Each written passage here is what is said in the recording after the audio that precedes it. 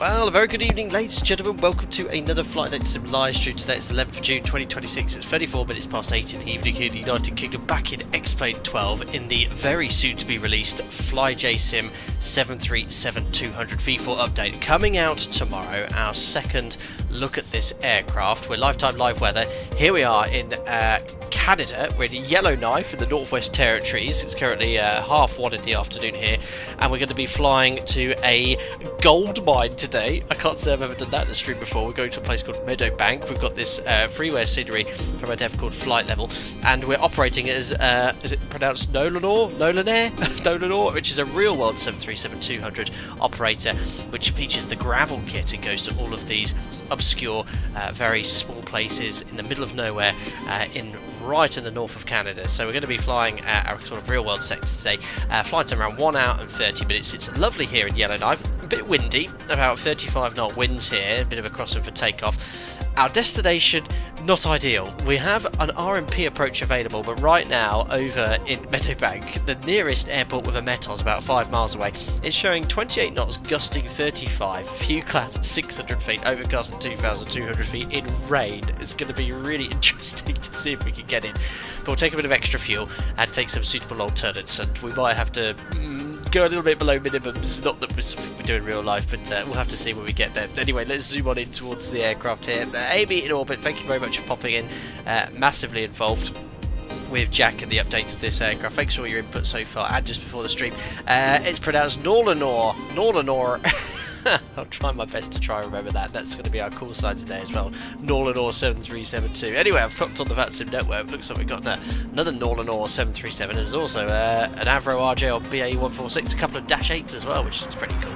Anyway, let's zoom on in here towards the Nolinor 737-200 with the gravel kit. First ever time I've used it here. So you can see here you have this long metal tube which blasts bleed air in front of the engine to create a vortice to prevent gravel being ingested. You also have this massive skid plate to again prevent gravel being flicked up onto the fuselage on takeoff and landing. There's a number of other design changes made to the 737-200, and I actually didn't realise there's quite a number of these aircraft outfitted with the gravel kit and operating every single day. Canada and Alaska and all these parts of the world. Anyway, here we got here in chat Alisti Maggie, hello from rainy Chicago with active tornado watch. My goodness, that's perhaps somewhere that we make an interesting new live stream. Hope you're doing well. Stay safe. Steve Jenkinson, hope you're doing well.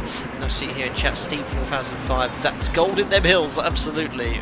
Hello, Prospector. Who else we got here as well? We got Arctic Drum, gorgeous day to lift some dust up. Damn, yeah, it's absolutely appalling weather. Just the absolute worst day. Conti One, hello. That's another streamer on Twitch. He's also got access to the aircraft. Go check him out. Thanks for popping in today. Jack from FlyJSim's in chat as well. Thank you very much for your time. Rory Heat, good afternoon. Oh, sorry, good evening to you. Thank you very much for popping in. Hope you're doing well. Sierra Files, Marcus 9561. With the gravel kit, so nice. It's fantastic that it's included with the add-on now, which is really, really nice. Anyway, thanks for popping in today. My first day off work. When I say first day off, I was at work today.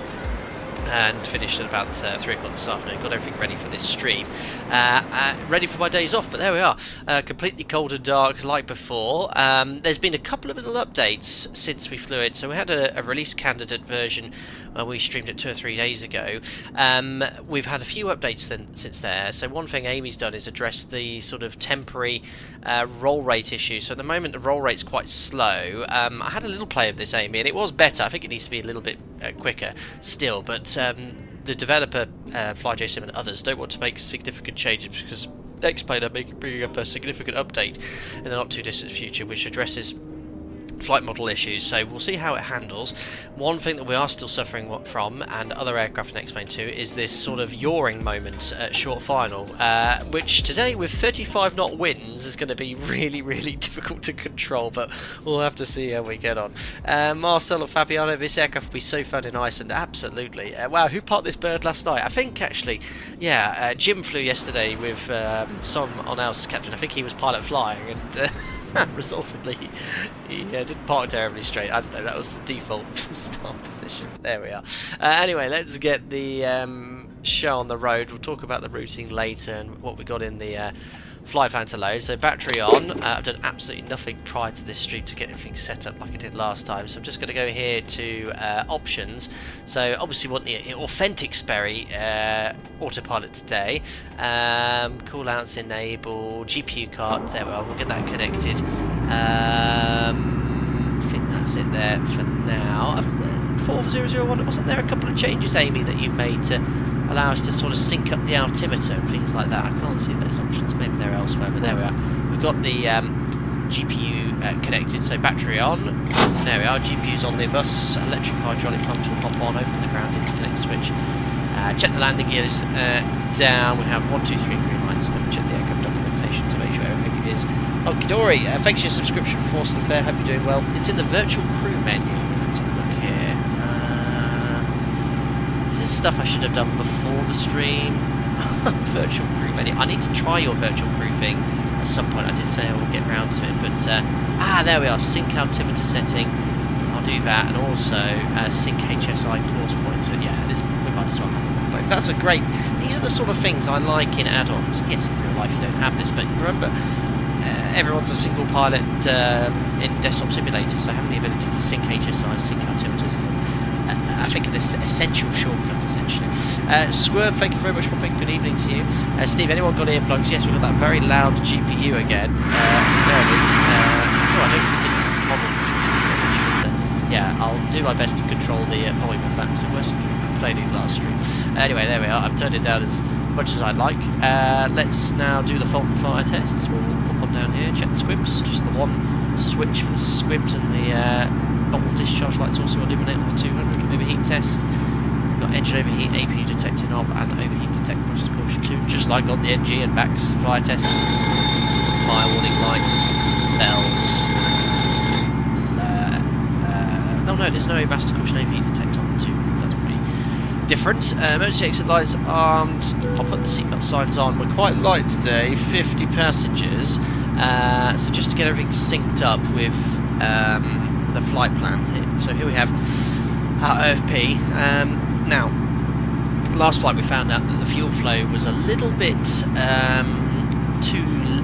less than it should be. Regardless of that, the weather is absolutely appalling in Meadowbank today. So I'm going to take a bit of extra fuel. I'm going to take an extra ton. So I'm going to take 6.8 tons.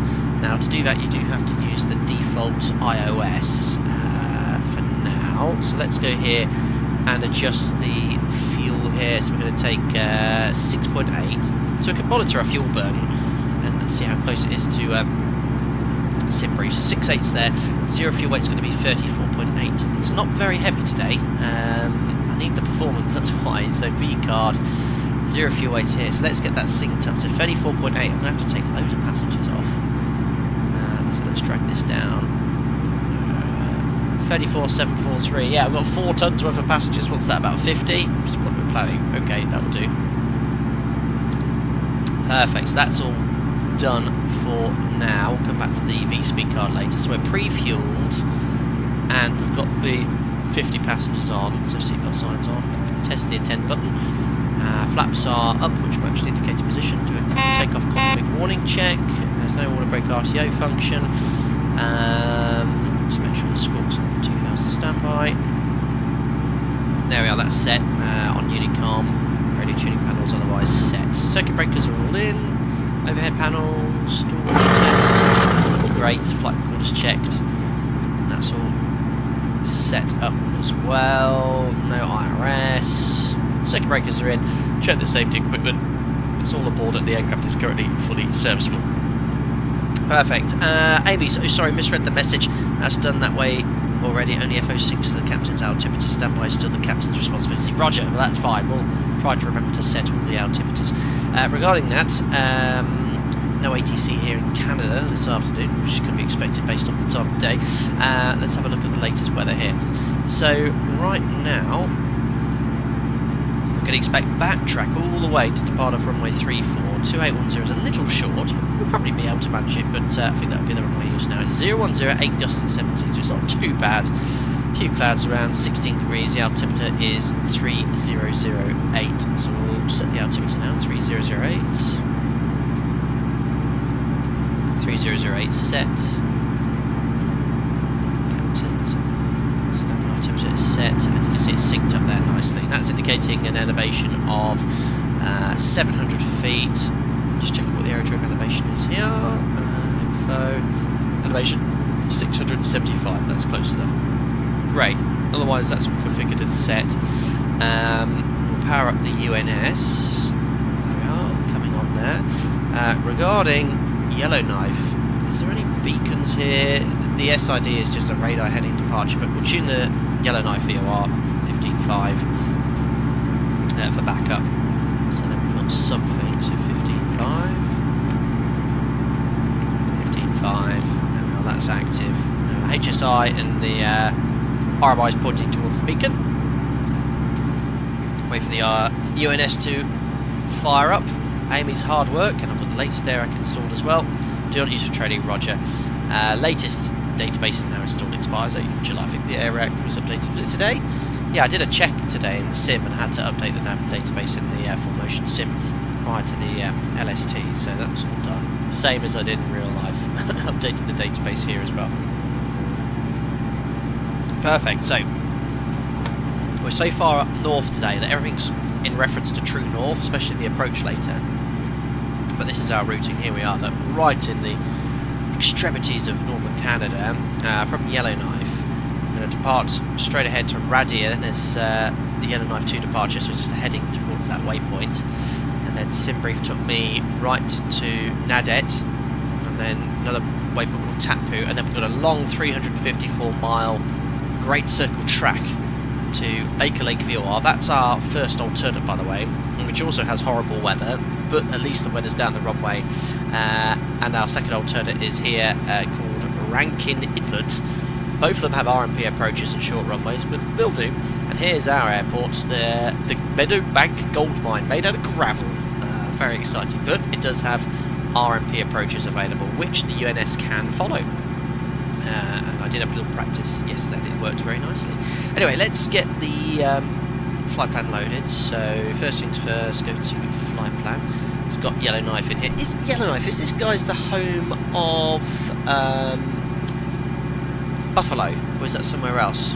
Someone in chat will definitely know that. Anyway, we're going from Yellowknife to Meadowbank, so to the code Charlie Mike Bravo 2. I think it recognises it, hopefully. It doesn't have an IATA code. There we are, Meadowbank, perfect. So accept, and it's now drawn a continuous magenta line, 512 miles as the crow flies to our destination. We'll now go to menu, select departure, runway 34, so option 4, enter.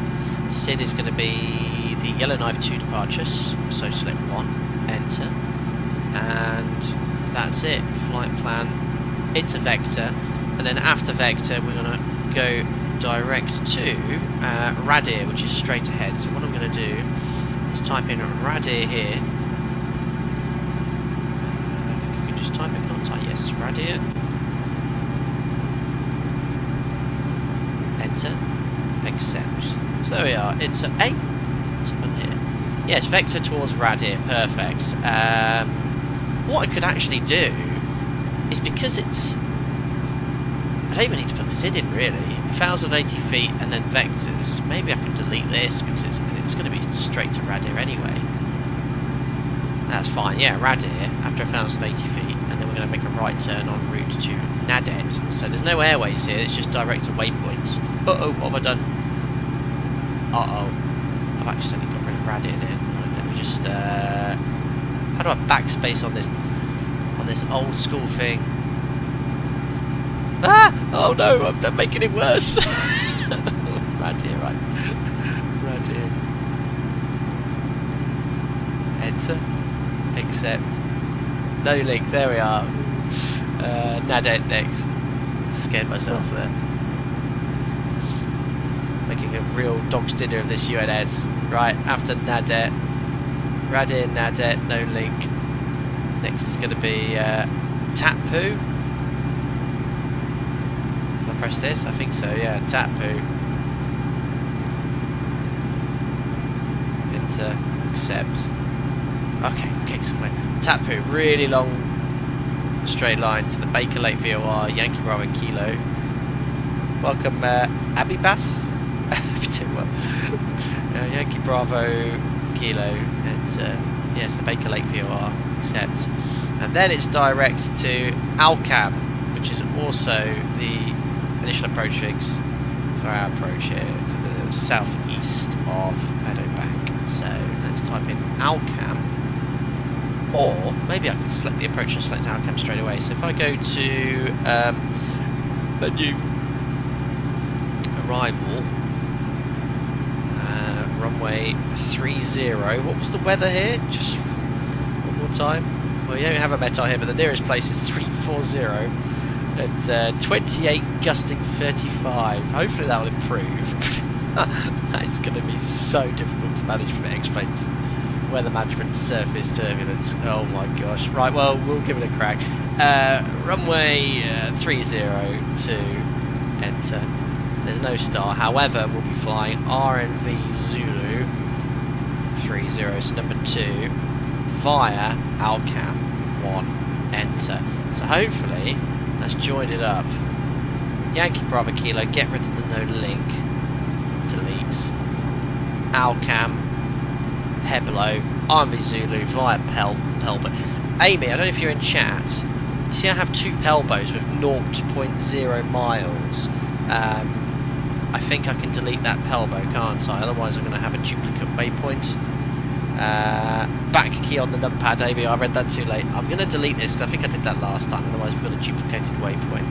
Yeah, Alcam Peblo, that's better, 8 miles. Alright, cool. I've got it in, all loaded in the UNS now. I don't like how I've got a massive extended centre line going in that direction.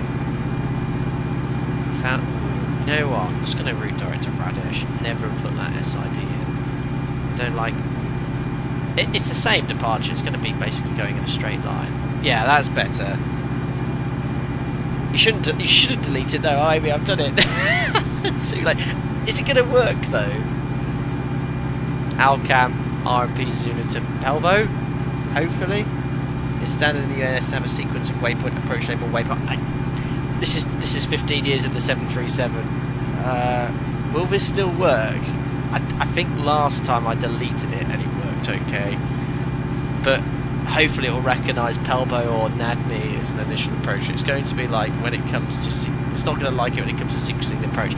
If I reinsert the approach...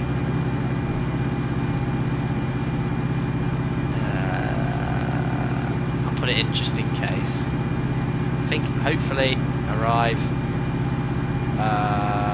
approach. I'll reselect the approach to enter. Alcam 1, enter. Let's see if I've... Okay. I've done it, Amy, so I just need to delete the no link. Alcam, Peblo, RMP Zulu, Pel. Is that okay? Is that good? I fixed it, but that's something I've learned. I'll make a note. Oh no, I've got 3 Pelbos.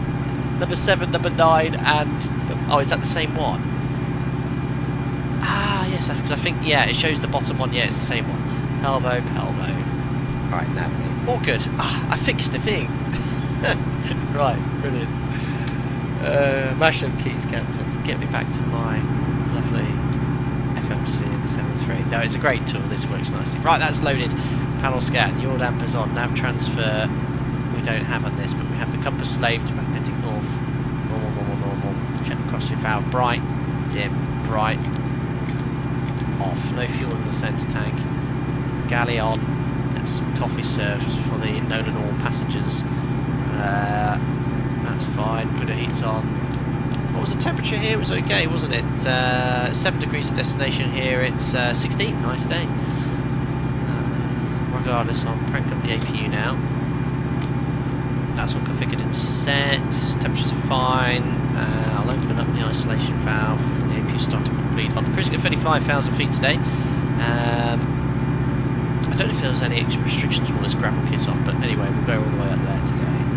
32, 34. Okay, I guess 7,500 for the cabin altitude. That's set. Destination elevation is 468 feet.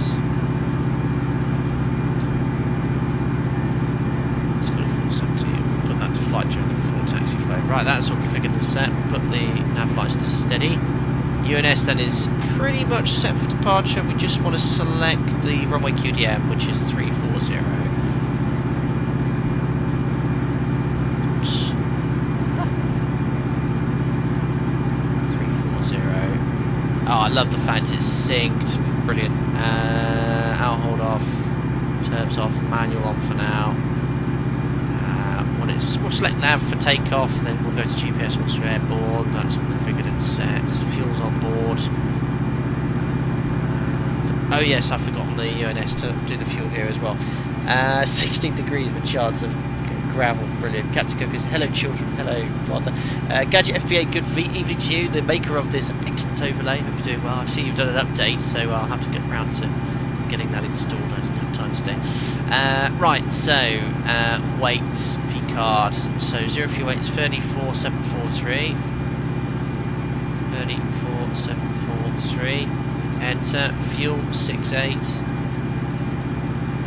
68. That's all the UNS needs to give you fuel updates en route. Perfect. Stop altitude then. The SID has no mention of any stop altitude. Oh, it does. Maintain 4,000 feet unless otherwise it's on basic. So we'll stop climbing 4,000 feet.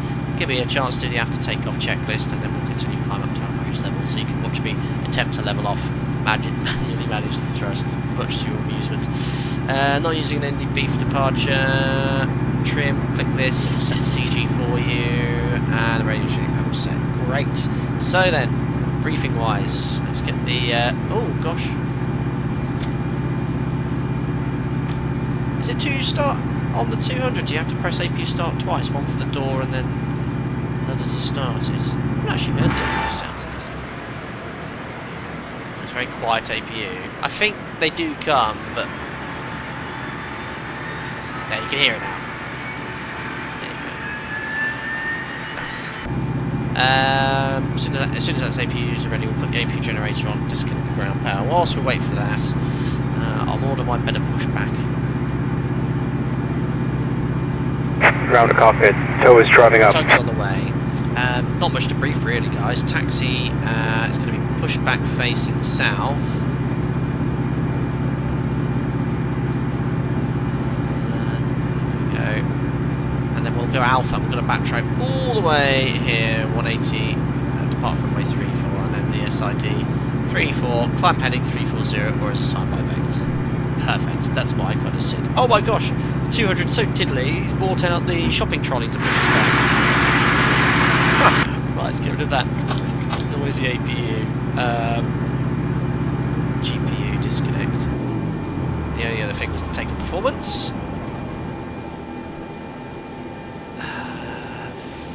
V card, so flat 5. Okay, all doors and hatches are closed. Ready to connect. 2.15% EPR, we use flat 5 units of trim set, so bugs are 23, 24, 31, so set bugs, there we go. Unfortunately there's no takeoff performance calculator regarding distance available and if you're actually going to go off the end of the runway. It just gives you... Winching strap and adapter in position. Release parking brake when ready to start pushback. And what you've got planned with your winching strap. 23, 24, 31, and then we can actually bug V2, I forgot to do that last stream, I think. 1, 3, 2 is about there. We'll climb up about V2 plus 10 to 20, so about 150 knots, and then we can select flat 1 at 146, flaps up at 190, so I'll make a note of that. 146, flap 1, and then flap up at 190. Cool! Ah, silence, yes, it was a very, very loud GPU. There we are. Okay, perfect, so pop the APU bleed on, one pack just for some conditioning of the cabin. Wait until the winching strap and adapter is on. Master caution air conditioning will be the dual bleed light. Is he finished yet? Oh no, he's on his knees. Welcome, Campbell. Looks like I got here just in time for the flight. Welcome on board. Jack says, wow, he's got a booming voice. Yes, he's a very enthusiastic pushback driver, that's for sure. Amazing. First time. How old's the channel? 9 years. Oh my goodness me. The channel's 9 years old. It'll be 10 years old in January, the channel. We better do some celebrations. 10 years it started like this. It was 10 years ago. I cannot believe it. Where has the time gone? Is he waiting for me to do something? What's he doing with his pixelated body? My goodness. It's Lara Croft, the original Tomb Raider graphics. Maybe he's a little confused with the gravel kit. It's a sharp livery, but it's very smart. Alright, well let me axe off, anti-collision light on, parking brake out of. Shall I release the brakes? Do I dare? Let's see what happens. Flight controls, what's that done? Oh yes, I need to put name. Oh yeah, I think yeah, he needed my parking brake off. Look, he's winching me onto his. There we go. Perfect, he's attached. I am on Unicom. There is other traffic around, so I best just see what's going on around me. No one else pushing, no one else blocking us. Okay, now it can tell it where I'd like to go. Change pushback. Ground to cockpit. Please show me where you want to go. Okay, something like that. Starting pushback. And you may start engines. On time, look at that. Well, alright, 35 seconds late. Not bad, guys. Camel Swing is the best looking jet airline. I changed my mind. It is a beautiful aeroplane. Alright. So an extra ton of fuel for today's sector. I think we'll need it. Might be doing the odd go around here and there. Starting engine number 2. O negative, they're using CYZF in Canada. N2. More pressure. N1. Going to start at that point. Yeah, that's something that will hopefully be addressed with the X-Plane update. Oh my gosh! It's most interesting. And he's putting me on the grass. That's not where I... Oh my gosh!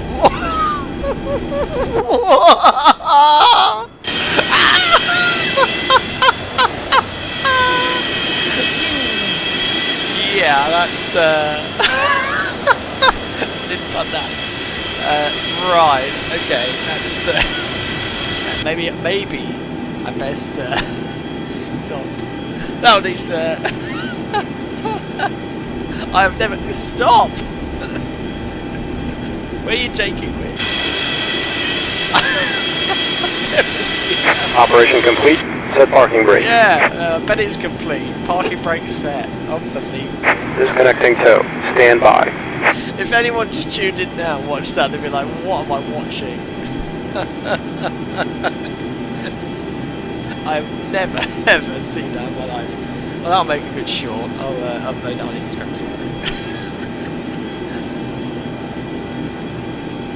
That was really funny.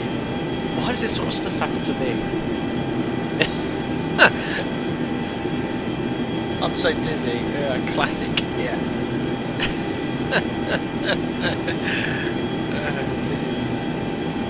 That was impressive. I'm quite surprised that something could break or snap off. Tow is disconnected. A white gas bin has been removed. Hand signal on the left. We'll see you next time and have a safe flight. You're crazy, sir. He looks like he's mummified. Bye.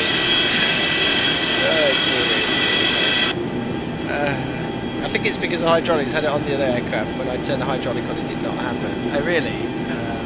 Maybe. Either way, I don't think that should have happened before taxi flow. Generators. It's broken my left generator. Is there something that needs fixing? Hold on. I didn't start the other engine.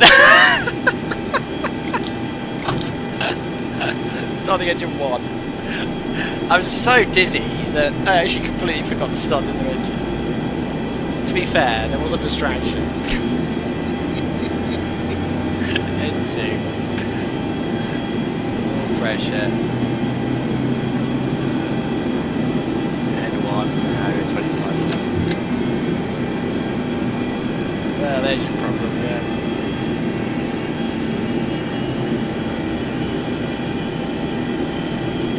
You can let me off forgetting to start an engine before I try and get a generator on, sure.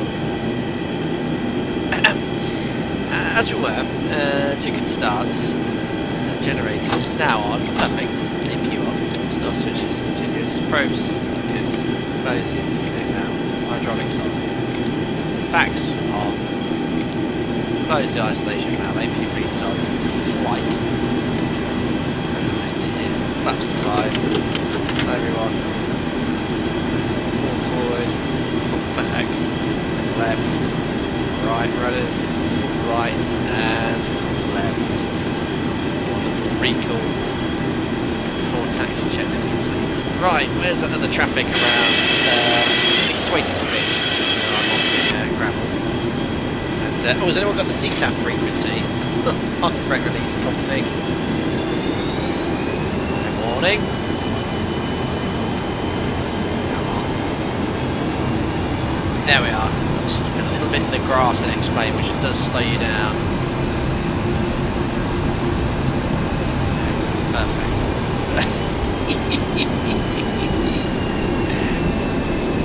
185, thank you. Oh, I love the brake sounds. Thanks, guys.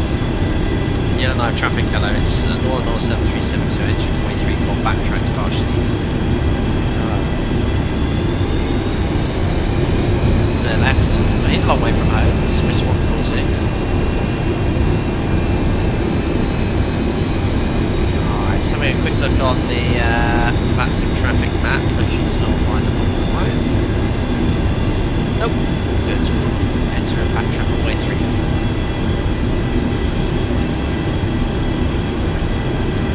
Oh, those brake sounds are so cool. That's a really nice addition. Make sure we backtrack on the correct runway, so making a left turn here. Query, you said close isolation valve. Oh, I was meant to say auto, sorry. Auto, isolation valve in auto. If I said close, that was a mistake. Just change this line there. Okay, before takeoff checklist, config we check, flaps we have 5 green lights, stab trim set for departure, 5 units, takeoff briefing, packs are on, leads are on, V-speed set for departure, and the debug card again, so we've got 123, 124, 130 set on the airspeed indicator, departures the Yellowknife 2, runway heading 340, climb to an altitude of 4,000 feet, set. Tune is NADP2, edge now sit. Terrain-wise, just having a look here. MSA all the way around, highest is 2,300, so we'll just climb to our planned stop altitude of 4,000 feet. There we are, reviewed, secure. Yes, strobes on while spotted. Where are my strobes?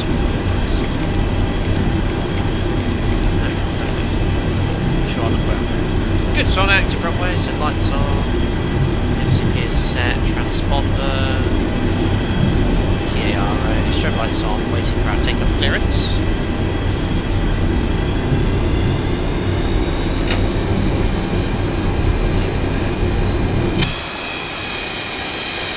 Look at it, with all our gravel kits on, so cool.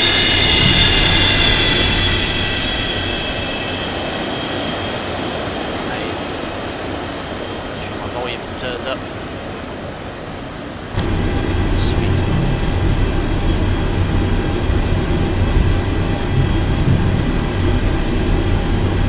Hello Domino Mosina. Missed the best part of the stream so far. Did a 1,500 degree turn during the pushback. Good. This looks like a 45 metre wide runway, so you can easily turn within the width of the runway, but we'll use a little bit of the turn pad. Will it be coming up? Oh yeah, it's the first World Cup game this evening, isn't it? Mexico playing. Is it South Africa? It's already started. I'd rather fly this. I do like football, I watch the games, but can't beat flying with the 737-200 on Thursday night. Yeah, live traffic, no call 7372, take that 193. Alright then guys, we're ready to go. Toga's in chat, make a note of the airborne time, which is 20090 Zulu. Write it down. Alright, let's go.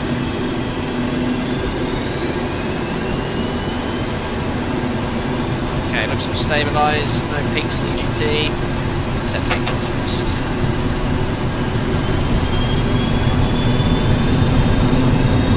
Okay, 215 APR, take the thrust set indications. 80 knots. Check reasonable pressure.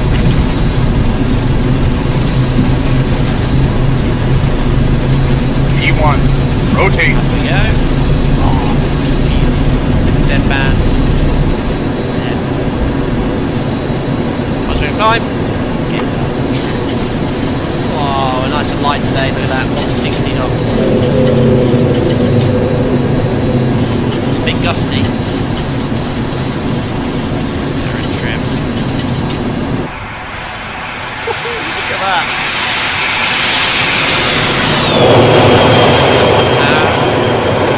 Oh, it's sweet. It's pressurization in flight, I hope so. Bug up, that's one.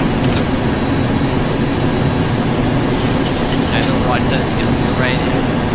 190 knots, flaps up, climb thrust.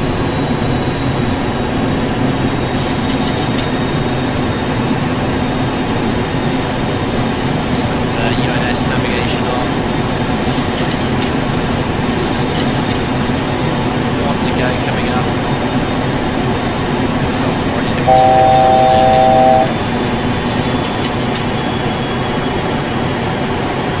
Level off at 4,000 feet, right turn. It's so fun flying this.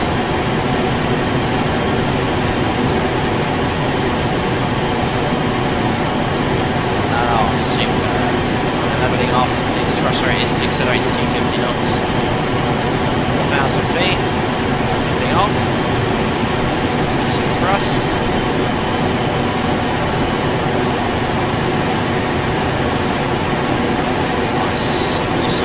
Absolutely awesome, flies beautifully. Trim nearly. That. Oh, super.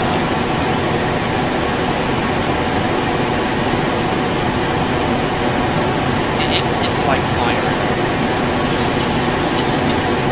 Alright, pretty much at 4,000 feet, 250 knots.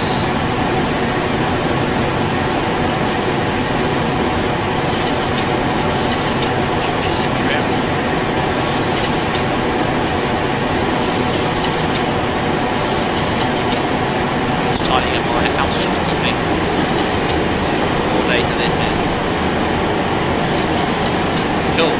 Okay, so we'll check on the autopilot, out hold, heading cell, that follows the lateral routing in the UNS, and we'll now do the after takeoff checklist. Flaps are on again, I did that last stream. There we are, yeah, sorry guys, I forgot. I enjoyed the takeoff sound so much, I turned up the sounds really loudly. But yeah, I think when I go to flap 5, select flaps 1, I'm not pushing it twice, that's why I had the flaps up and had it one. Well spotted guys. Right, after takeoff checklist, gears off, auto brake gears already off, we don't have an RTA function, so which is speed to 250 knots. Air conditioning and pressurization in flight, diffs to 1.5 psi set. Oh, why not? Race passengers. After takeoff checklist complete. Great, so we've stopped at 4,000 feet and we're off the SID. We're now en route to our first waypoint between Radir and Nadem. We'll continue climb to our cruise now, flight level 350. So remember, this is just purely for an auto alert. It won't actually respect or level off for you. You need to do it yourself. I can hold that down and do it quickly. It's a good job I can plug on my mouse wheel. So 350 set. Turn off out hold and just start pitching up using the control wheel steering.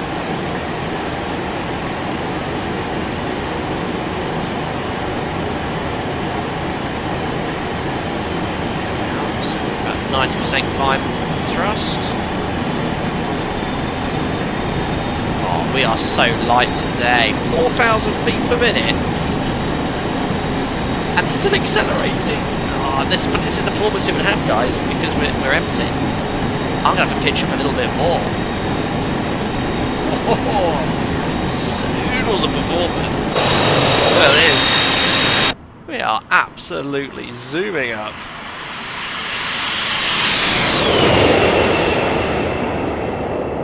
Yeah, sorry about that. How's the sounds now guys? I've fixed the volume slightly.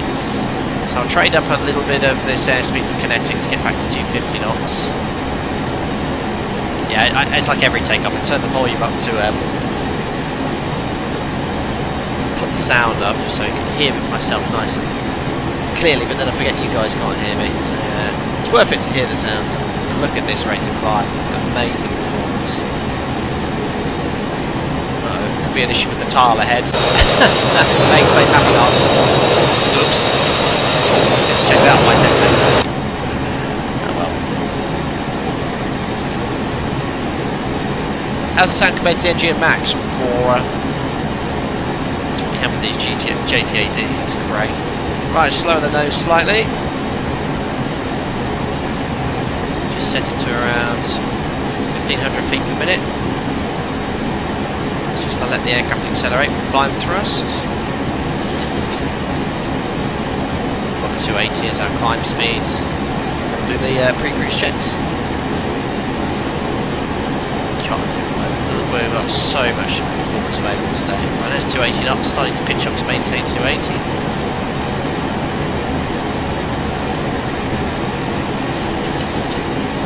Not going quite as high as I did before. As we climb, less performance, of course.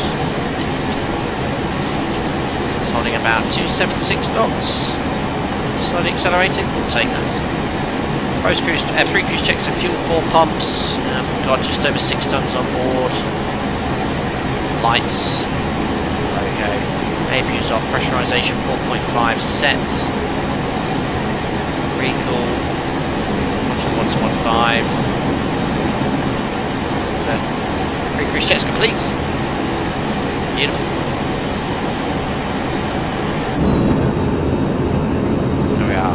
Royal and Northern Canada. Gasper fan. Oh yeah, was that one option?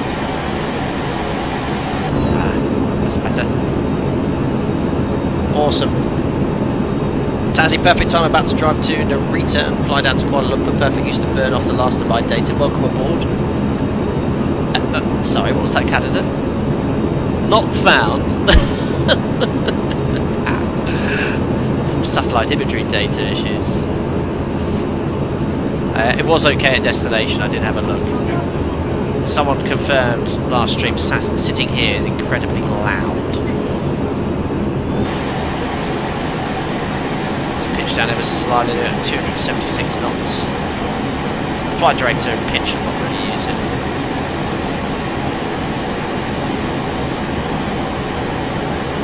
Sal Popple, not a silly question at all. Does your 800 rating give you 200 rating? No. So my rating is specifically from the 300 to the max. Now, if I was to fly the classic, the 300, 400, 500 variant, I'd have to do some sort of differences training. The 200, I think, requires a whole different type rating. I don't know how it works, but my rating wouldn't allow me to sort of just fly into a 200. It specifically says on my license 300 to, I think it says 300 to 900, but it includes the max as well. The max is that similar to the NG.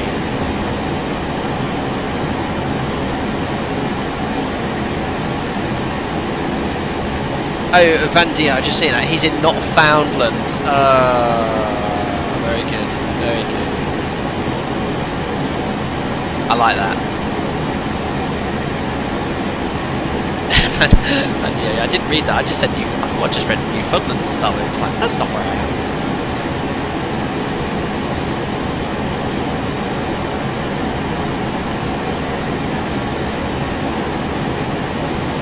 Are you climbing manually right now? Said Tom on 2010. So yeah, we've got the autopilot's an elevator hold. This aircraft has only control wheel steering in pitch, or you can slave the approach to ILS or an RMP approach and follow the glide path. But yeah, at the moment, look, if you see here, I have to manipulate the elevator to control the rate of climb. So if I just pitch down ever so slightly, look. And I need to actually, because my speed is drifted down to about 258 knots. So I'm just going to lower the nose gently with the elevator to about 1,000 feet per minute. There we are, and then we'll let the aircraft accelerate to 280 knots, and I'll just pitch to maintain 280 with a fixed climb in one reason. Hello Vlad, how did Brexit affect you in terms of licensing? Yeah, massively. I mean, I now am what we call a dual-rated license holder, so I actually have two licenses. I have a UK CAA license, of which I hold a 737 rating at Tier I, and I have an EASA license, a European license, which I hold my Tier I and Tier E and rating on as well. So that's the main impact. So I'm a dual-rated pilot. Hello Gadget Badger, presume the Max 10 would also come under differences training despite it being a completely new variant.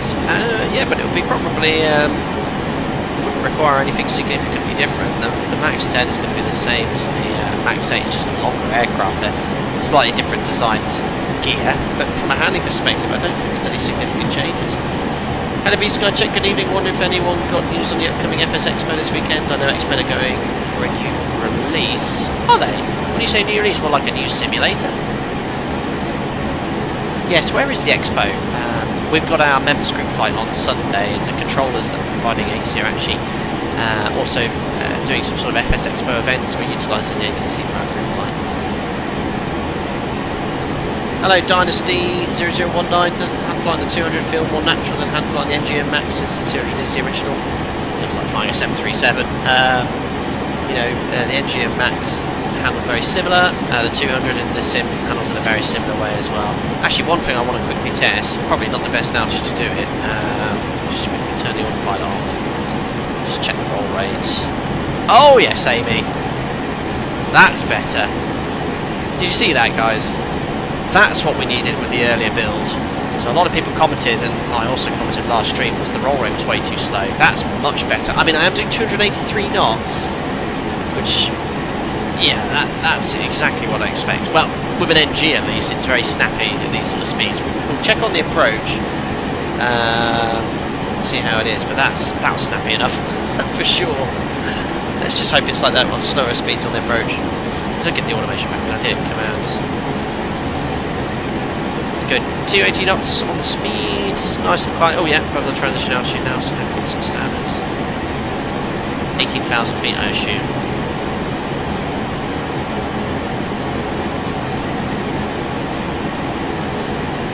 Okay, I think this year's at low speeds, at high true airspeed, it's always been more or less okay. Yeah, that was dicey. I liked it. But that's what the NG Max was like. It would be snappier, more snappier in the 200 with shorter wingspan. Just an update, please. A swimming club. I feel like you're the god of aviation. No. Is there anyone more qualified higher up than training pilots given yourself? Very much so. As a TRE, there are operated senior TREs, and then there's management pilots, base TREs, and all sorts. But who trains those ones? Who knows? Trainer. I don't see. I am certainly a run-of-the-mill pilot. Otherwise, I'm most touched by your comment. God, pilot.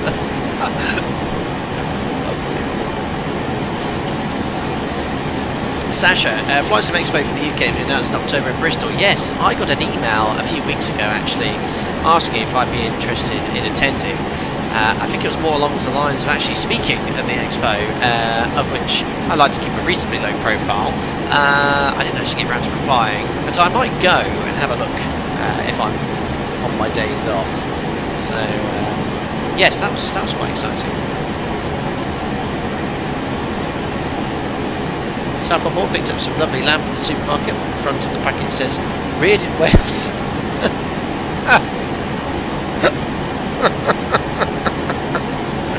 What an outrageous slur.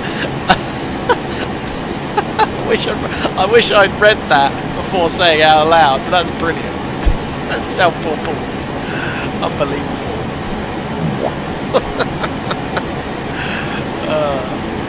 That tickled me.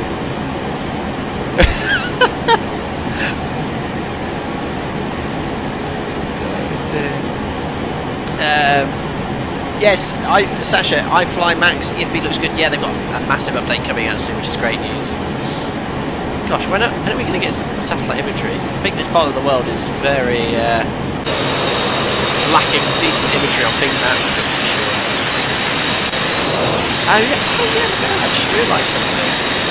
All this here from the tail skin, the gear comes up. Wow, heavily modified, isn't it?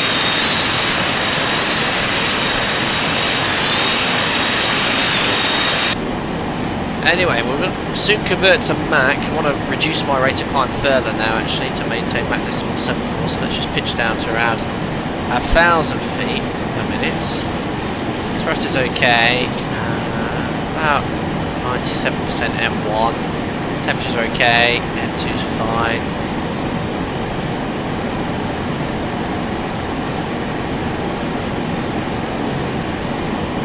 Steve, get high enough and you can get to the car teacher level. Yep. Hello Julian, work for Aid. You went and regularly take 200 to go from two airports in Canada. Oh, Amy, thanks. Sorry, remember to re-engage headings. That well spotted. Yeah, I disconnected all the automations to try the roll rate. At least someone's paying attention. Great active monitoring, as we'd say during a check. Oh goodness me! If we accelerate now, 0.77. Actually, take a bit of thrust off here and pitch up a bit more.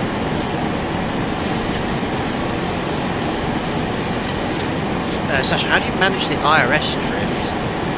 It's really not an issue because IRS isn't really used as navigation. It provides navigation information and is required to provide you information on your NDs. However, the GPS is the most accurate form of navigation. So as the IRS drifts throughout the day, you can monitor it. On the ND by selecting the pause and seeing where the position is on IRS, but it's just not an issue in commercial navigation. There's far more accurate ways of updating your position, DME, VOR, GPS, of which the NG Max does completely automatically. Oh, and the classic 200, 300, well it doesn't have an IRS. There's literally no inertial navigation on this. Coming from Mauritius fly through Tremble 7. I'm sure a lot of people, including myself, wish we were in Mauritius right now. Beautiful. Karen says, one thing I can say about the NG in real life is just how smooth and stable it is. Sometimes in the cruise it's almost in the clackers. No apparent reason. In that way, sims are better. What NGs have you been flying, Kieran? pretty speed stable. I mean, the only thing that's affecting its speed is external forces, so changing wind, mountain wave. It's pretty good at maintaining speed. It's a very slippery aeroplane. You know, on the approach, you have to carefully manage the speed. But, sorry. Maybe exactly, yes. Modern FMS has all position inputs. Iris is basically deselected until GPS goes, but pretty much it. Go jet drifting Iris, not an issue. And I remember talking to Joss, who was a 747-200 engineer in Discord. Can't remember to manually level off here. I asked him, I was like, on a 10-hour sector in the 200, you know, your IRS will drift 5-10 miles. I said, yeah, fine, it was accurate enough. Over the sea, you know, BR navigation, whatever it is it 10 miles back then? So, you know, you're allowed to drift up to a certain degree. And, yeah, if you're crossing over the Pacific, you've got no other way of updating your position, you know, with the INS, so the drift, the allowable drift is acceptable. Oh, don't forget to reduce the cruise thrust. Decimal 7A. I think my planned cruise is 7.4. So I'll just use CWS to level off at 350. Take on the north through slow. Now, the weather's really nice here. Can somebody get an update for our alternate? The code is Charlie Yankee Bravo Kilo. It's Baker Lake. It's about 5 miles away. The reason is the METAR. There's no METAR for our actual destination, but Baker Lake 5 miles away is Charlie Yankee Bravo Kilo. Let's just tie her up. 350. Get them on.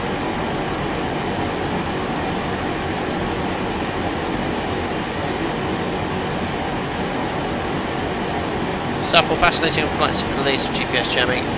Still fall back to IRS. It's quite accurate. Oh yeah, I mean IRS is amazing, really. You think about how it works.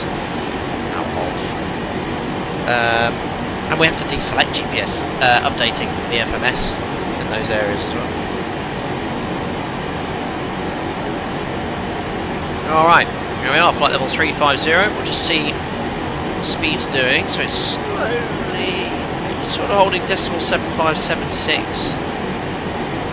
So target M1 we set there. We've got about 1.65 EPR, so a little bit more on engine number 2. And we are currently routing now to Tapu.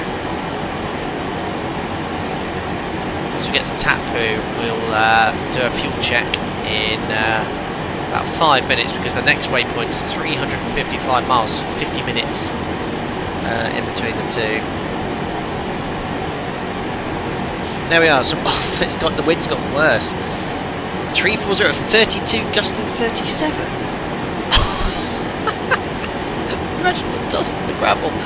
Okay, cloud base has increased slightly. I need 500 feet for the minimum, so that's something. Oh my goodness, look at the pressure. 29056 as well, low pressure. Great.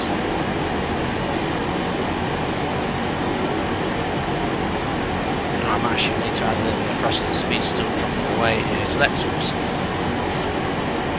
just add. Let's go to about 1.7 EPR.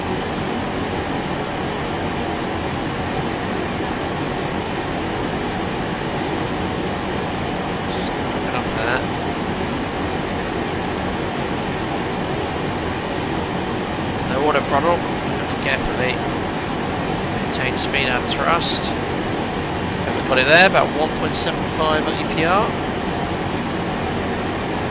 And it's sort of slowly accelerating, that's good. Obviously with parasitic drag, as you get fast, it will sort of reach equilibrium and speed, so I think we're good there. Cool.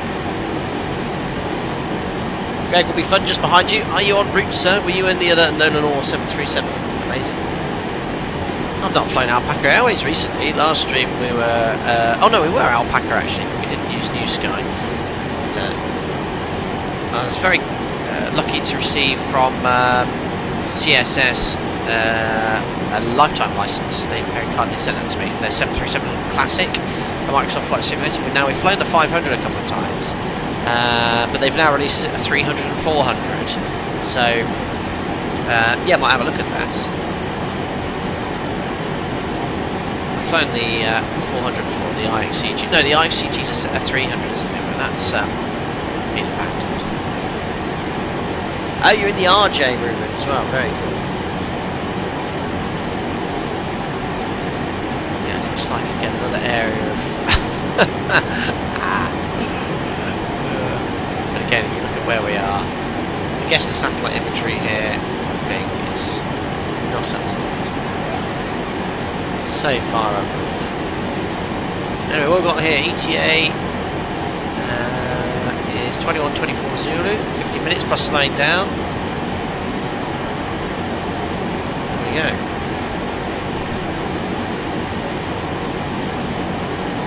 Yeah, I'd feel more confident if I was in the NG or Max flying this approach. Not that they have the grapple kit installed. I've got to do this RMP approach in horrific winds in a simulator where ground-based turbulence is exasperated and the aircraft is almost impossible to control. So yeah, let's see how we get on today. We're taking a lot of extra fuel. Marcus, to be fair, it's not so glamorous in Microsoft FlyJSim either, but it looks slightly better. Yeah, I guess it's using a mixture of generic scenery, but yeah, certain parts of the world they just don't get scenery. I've noticed as we fly, yeah, look, as we fly along, it's sort of loading in. I'm getting this continuous sort of not loading in look. So it's basically everywhere I fly, so I don't know what it's doing. Could that be an issue with Expert? Could that be an issue with X-Plane map enhancement, perhaps? Because it's basically loading in, there's something, but as I fly along our route, look, it's sort of disappearing. It was fine on takeoff, it's only just started doing that now. I don't know if there's something going on with X-Plane map enhancement. Let me look at the... I mean, this is X-Plane map enhancement in the background, look. It's all white. It's okay, look. These are big maps. I have no idea. Yeah, it's trying to load in higher zoom level tyres and they're nearer to you and failing. Okay. I've never seen that before. I hope on in descent it sort of fixes itself. I've never seen that before.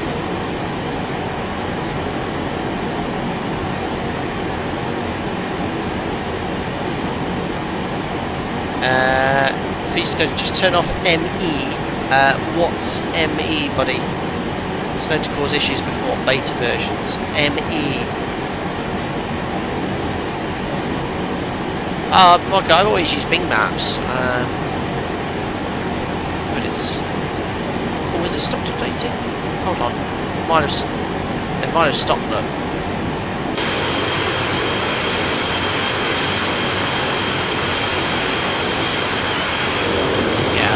Might have sorted itself out. Oh no, there's a few bits there. Oh sorry, please hit map enhancement. It seems to be alright, it seems to be sort of working and then not working. I'll leave it for now. It's going to be cloudy anyway. Oh really? Apple Maps are so much superior. Yeah, but that's the pro. I don't have the pro version, and that requires it.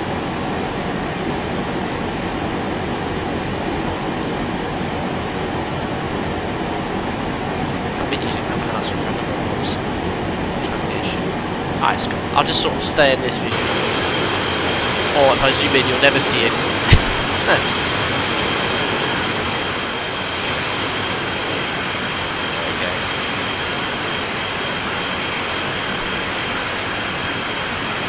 There must be a huge drag penalty for these vortex generators and this nose kit, and the weight. Because I think the fuselage is strengthened as well. I think it has a sort of different paint as well, which is more sort of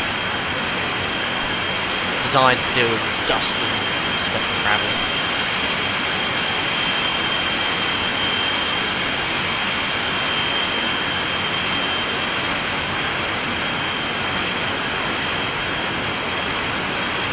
That's really interesting to know, Marco Fabiano, regarding X-Plane and Apple Maps.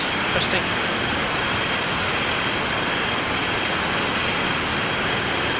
It's beautiful livery, really sort of timeless.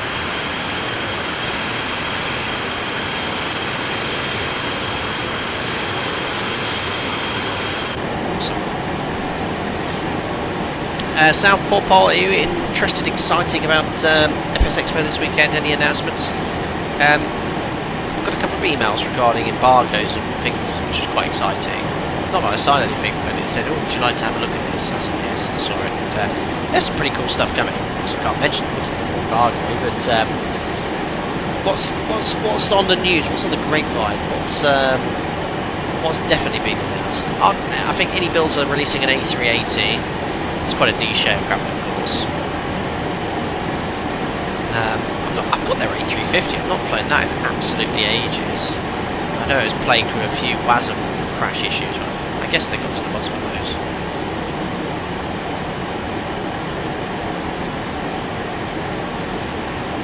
The A380, yeah.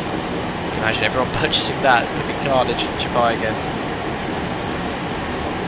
Yeah, I did see any builds of teasing Chicago O'Hare. That's cool because Microsoft FlyJSim's default offering of it isn't very good.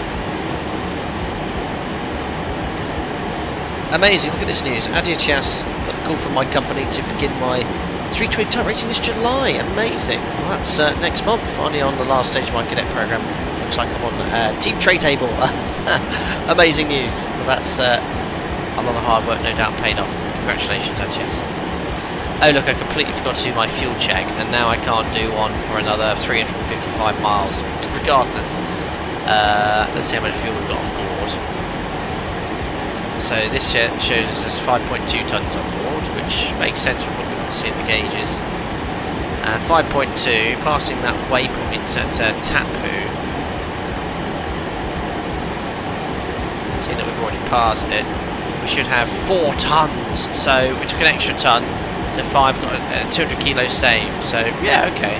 I don't know if Amy or Jack's here. Did you have a fiddle or change with the fuel flow? It was definitely quite generous last sector. Marcus, I mean Chicago's never had any decent renditions besides FSDT back in 2019. It's very outdated now. I wonder how any builds will keep airports like O'Hare up to date and constantly changing this. Oh, who knows? Hello, Simberg. Doing well. Flight's going very well. Still a little bit dizzy after our pushback, but feeling better. I did just did the 732s come with INS boxes retrofitted from the FMS. I'm not sure, but this is the very FMS used in a lot of 737-2s now. I watched some real-world videos of the gravel kit being installed.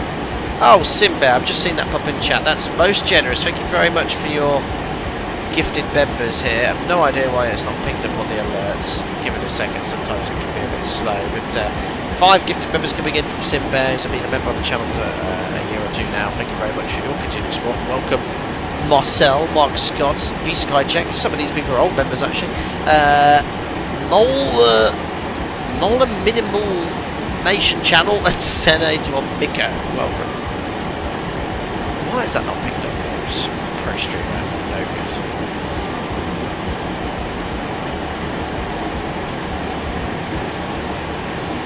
Most can't, thank you.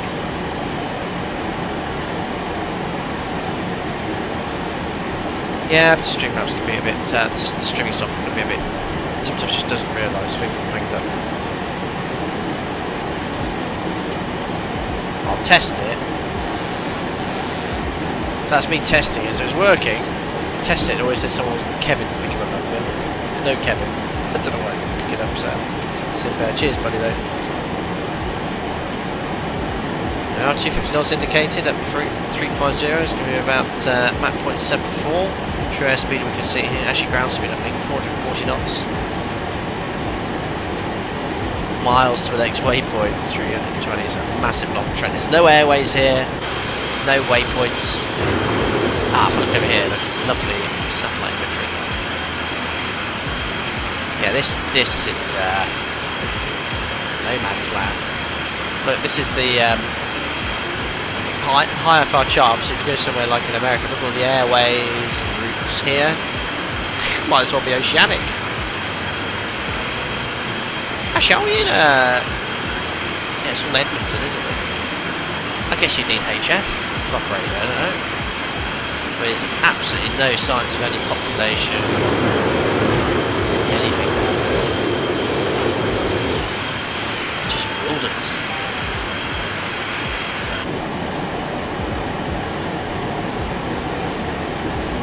Quiet. 209 miles away from Yellowknife, look. It's the DME distance. Might as well keep that tuned, it's the nearest beacon.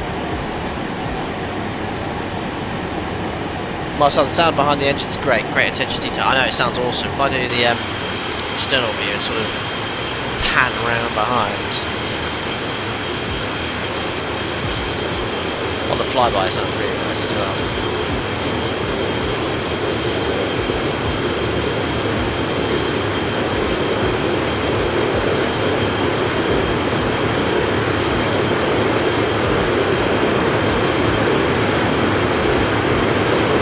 Jet blast, that's great.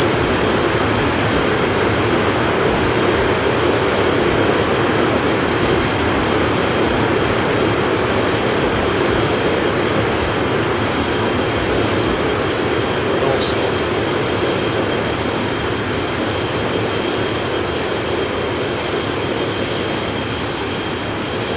Such a stubby that is so short.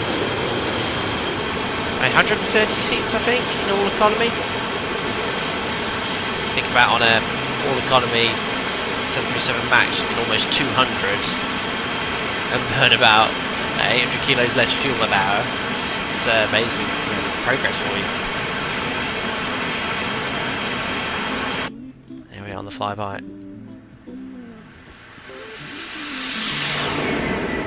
A little bit muted because I've turned the sounds down.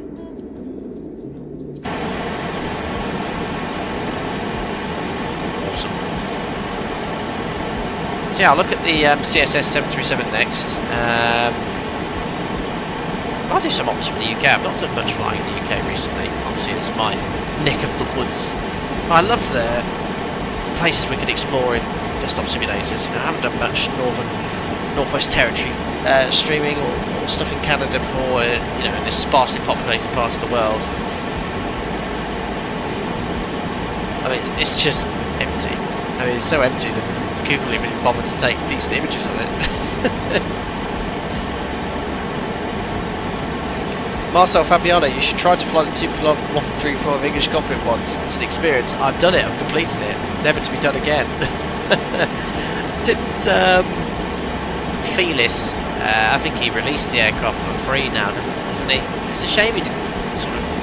You should bring it to X-Plane 12. It's a very niche, very niche aircraft, but I'm sure there'd be some uses for it.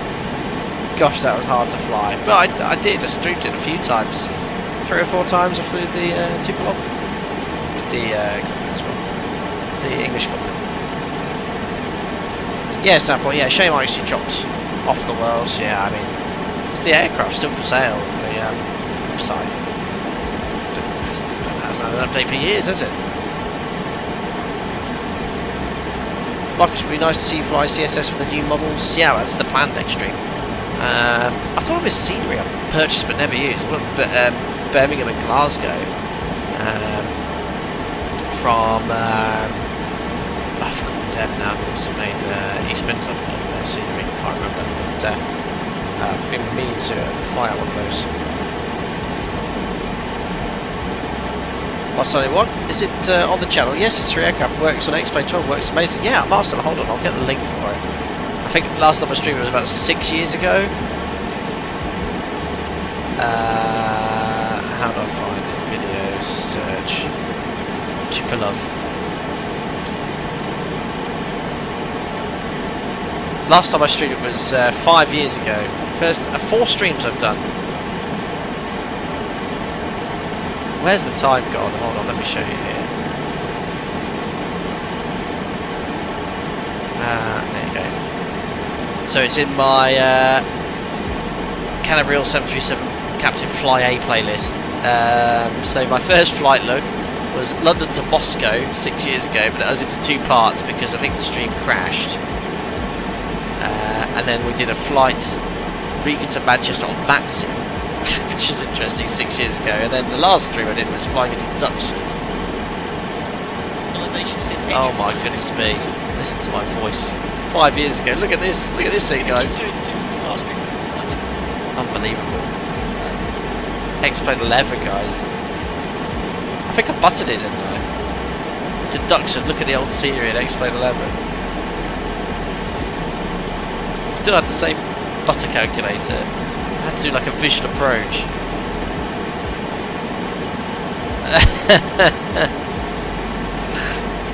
Amazing. Yeah, that was a long time ago. Did someone make it X-Plane 12 compatible? I can't remember. Someone was trying to persuade me to fly recently. That's it. Yeah, that's it. Pirigi. That's it, Marcus. That's the senior developer. Oh, did you say 134? Oh, sorry. Captain, that was the 154. Did the other guy say a 134? Oh, really? Oh, I just saw Tupolev. Yeah, sorry, Tupolev Tu-134. Yeah, is that a different plane, is it? Sorry. No, I don't even know what a Tu-134 is. What is a Tu-134? Let me look it up. And I assume someone's made one then. Oh crikey, it's like a little baby. Oh my goodness, it's a little baby one. Look at this thing, guys. Isn't that cute? No, never heard of that. Look at this, it looks old. And this is still flying around, probably. I mean, Tupolev were bringing out aircraft left, right and centre, weren't they, in the 20th century? Did you fly the 74 to Duxford as well? No, we flew the 742 to... Oh, where was it? It was a couple of months ago, 3 months ago. Was it Cosford? It was where they scrapped the jumbos. It's quite a short runway. No, I mean, you can get it into Duxford empty. But they've got all sorts. They've got a Blackbird in Duxford. They've got a B-52. But once they've landed, they're staying. Hello, Dimitri. This is your neck of the woods, isn't it? Yes. Why look what the cat dragged in. Greetings from sunny Vancouver, British Columbia. It's been a minute. Thanks for coming in again. Wasn't that long ago you were in the stream? Was it a few months back? I think prior to that, it'd been some time. Thanks for popping in, buddy. I hope you're doing well. Speed slowly dropped off to 0.72 when we were 74, so I'm just going to add a smidge more. I'm going to around 1.77 EPR, so just adding a little bit of thrust here. Oil pressure's nice and high on that. This has a full maintenance log as well, so if you start abusing it, it will wreck things. So right now, looking at this from last year, I've not serviced anything, so on the original parts, engine 1 and 2 are in like new condition, airframe and APU. If you start ragging the engines, it'll start surging, you've damaged them basically.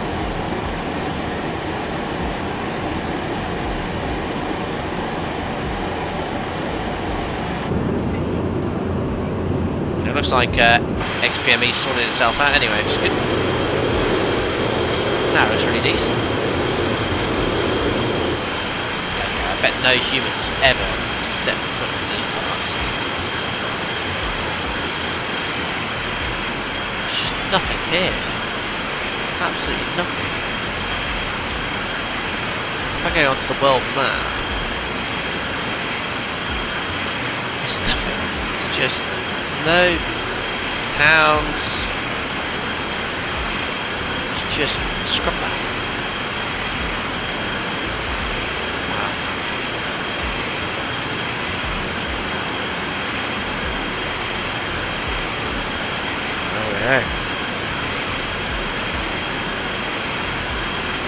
Foxfly Studio, yeah, we're talking about the brittle crystal FSX, but I might go and have a look if it does actually come to fruition. Fabiano, for us that live in a hotel most of the time, have you tried the Honeycomb Echo controller? I haven't. I quite like my Boeing Thrustmaster yoke, but I understand they could do some more yokes and all sorts of peripherals coming in the future. Exciting to try. Haven't Moser made a massive control column? The thing is though, it wouldn't fit on most people's desks. Certainly wouldn't fit on mine. Oh no way, Dimitri! You were at Meadowbank Gold Mine not long ago, doing business. My goodness. I did the real thing. Amazing. So you flew Nolinor with the gravel kit. I guess they're the only airline operating into Meadowbank Gold Mine. As we pass halfway, last sector, which reminds me, best program, how to send guidance. I'll go and set what we did last time. I mean, 2.5 was a little bit excessive. I might go 2,300 this time, just to manage the speed. So we've got 26 minutes till top of descent.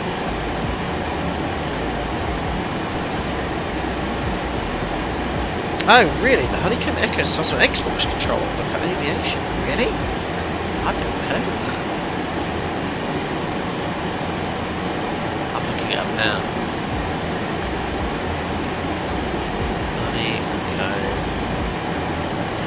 Echo. Oh my goodness me, I think I might have seen this come up in a few... Have a look at this thing, guys. I don't know. Not for me, I don't think. It's basically a video game controller, like an Xbox controller. But it has... It's quite cool. It's got like... it's actually quite cool. $150. So I guess you can change the buttons and all this. You have... That's really interesting.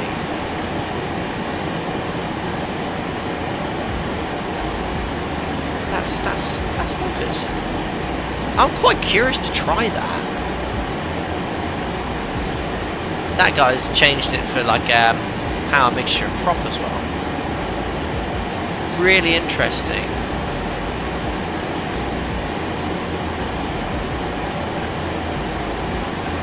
That's really interesting. I mean, I guess that would be great for an Xbox user, but for me, I obviously like the physical controls being on it. But yeah, interesting. Well,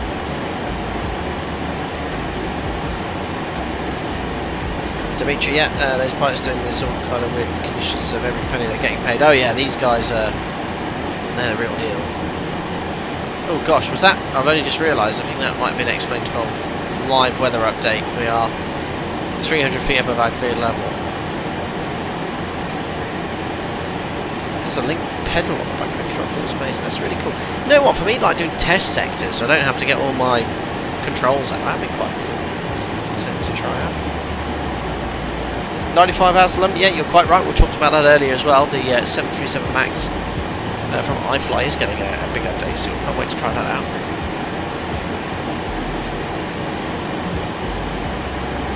We've not flown that aircraft in a hot minute either. I mean, so many great 737s available now.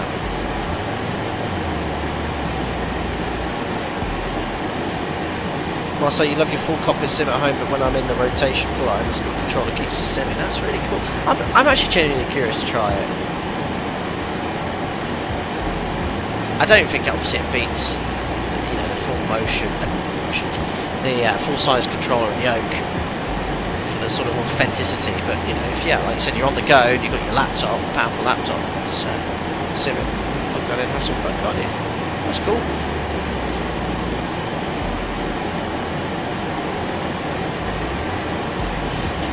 Interesting take though. You know, there's obviously a market for it. Oh my goodness me! See that live weather update? I'm quite struggling to manage that. So Explain's still having weird bugs, but I think because of where we are, I wonder where it's getting its live weather information because there's no airports around for ages. Yeah, this one with 26 knot tailwind here.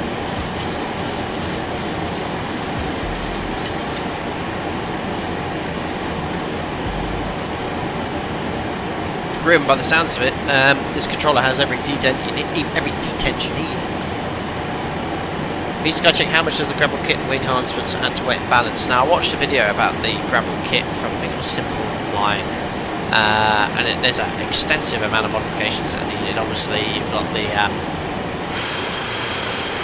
nose wheel skid here to prevent pedals and gravel being flipped up onto the fuselage. You've got the two sort of probes here which bleed air in front of the cell to prevent sort of gravel going into. Modifications to the wing and fuselage to strengthen them. Yeah, it's going to be a lot of weight and definitely a fuel drag penalty that will be catered for. To be fair, I'm just using a standard sim pre-flight plan. Whether any of that's modelled, I don't know. If it's just visual enhancements or it's taken into effect in the sim, not sure.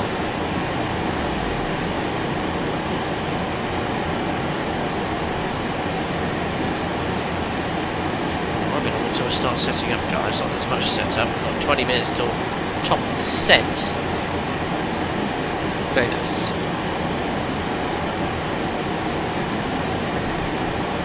Knob, how are you doing well, buddy? There was an air show week in Berlin, and you saw an A380 land there. I was watching, never seen one in real life. Huge, aren't they? I've been at Hull Point once in undisclosed airport in the middle of the UK with two runways quite close together, face the same direction, and I saw an Emirates A380 land in front of us. And you actually, when you're next to one in a 737, you actually realise, 737 you think, oh yeah, big aircraft, you know, hold nearly 200 people, and you see a wide body jet like the 380 come in, double decker, you're like, oh my goodness me, it's on a whole different scale. Absolutely massive. I like my little 73 though, it suits me perfectly.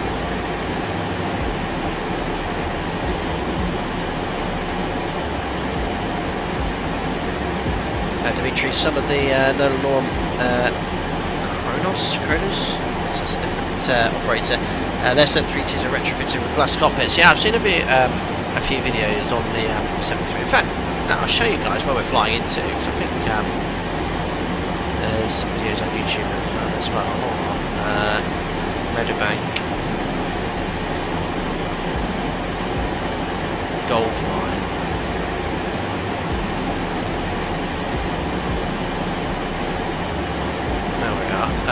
Here's a video from airclips.com. Have a look at this. So this is where we're flying into today, albeit this was a much nicer day these crew had. So these guys have got a retrofitted glass cockpit. Have a look at this. So this is from airclips.com. So yeah, you can sort of see a bit closer here. There you go. This is just a gravel strip RMP approach, but these guys are in a 200 with the gravel kit. You can see the glass cockpit.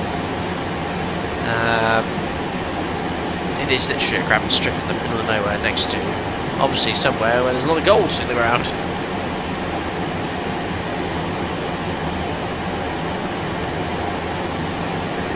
Yeah, it's all credit to Airclips for this. This is nothing like content.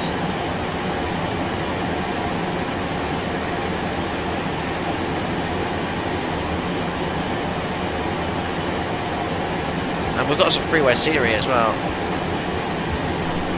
Look at all the I've watched this before. Look at all this stuff that's kicked up. You know, oh, huge reverses still. You think of all the gravel's being kicked up, pushed around. I mean, it's obviously prepared, and it can't be deep gravel or anything like that. Great.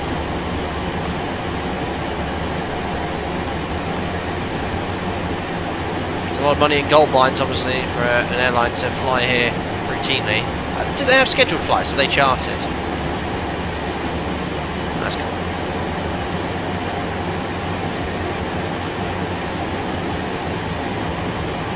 And the weather's getting worse as we fly northeast. Look, it's getting cloudier and cloudier.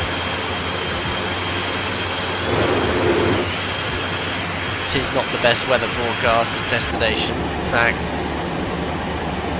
Let's get an update. Updated 1 hour ago. Gusting 37.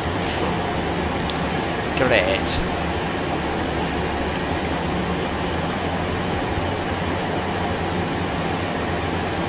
Hello Nucleus, or Nucleus, first time in a long time. It's a good time to be back into FlyJSim. Absolutely. When did you stop FlyJSim, Nucleus? I mean, you're sport rotten now. Explain Microsoft Flight Simulator, the two most popular sims. Obviously Microsoft Flight Simulator has a much larger audience. 2024 is pretty much overtaken 2020, the original one now, in quality, and I use it only, no longer use 2020. the original Microsoft Flight Simulator. Sport for choice on amazing add-ons and scenery. It's a huge hobby now. It's so popular compared to when I started. I mean, I've been simming for 25 years. The channel I started nearly 10 years ago. I mean, you look at my first videos and what was available with FSX. 10 years has just been a massive leap in quality and quantity as well.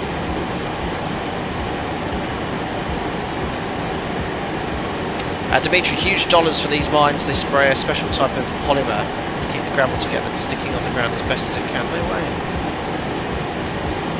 Wes Wheel is purely X-Plane fanatic. See, it's a big debate, big argument. I love both sims. They both have their sort of benefits for me.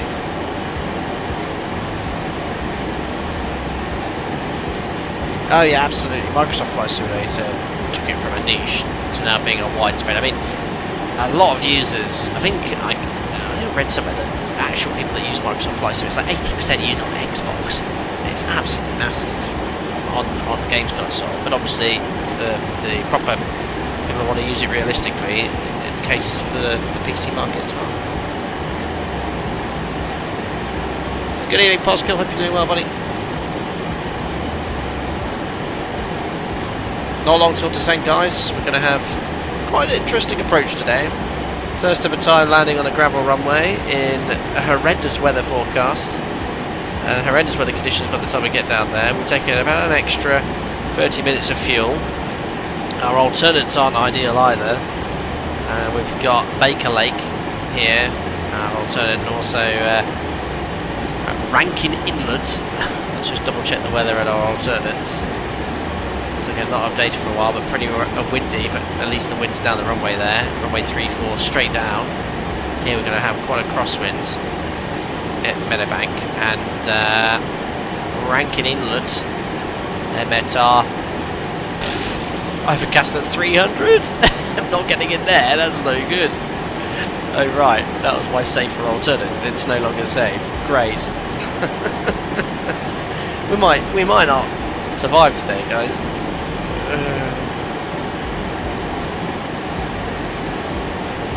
Marcello, what was your busiest live stream? When you say busiest, what do you mean? Most people watching, or just me being busy?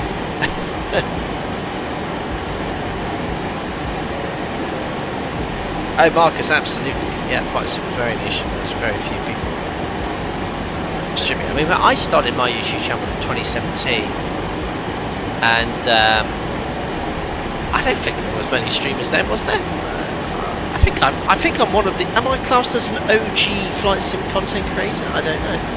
I know on Twitch you had Chewie's been doing it for a long time, hasn't he? And then there was obviously that guy who passed away, Matt. I forget his name now. He passed away during COVID, didn't he? He was probably one of the largest on YouTube with a lot of P3D recordings. It was very good. Oh, Marcello, most people watching.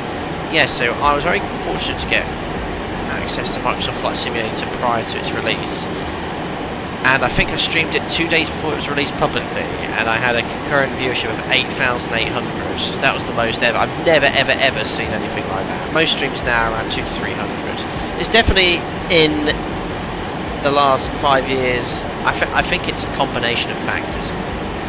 More people streaming. A lot of people are busy, so I think generally, if you look at actually Matt Davis, that was on the final, so happy doing well. I think if you look over time, you know, generally it's sort of slowly sort of gone down. It's pretty, for me, the last 3 or 4 years have been around 200 to 300 now. If I get access to something early, you usually get a few more viewers. If I do something which is a little bit more mundane, 200 to 300. But I'm enjoying what I'm doing. That's the main thing.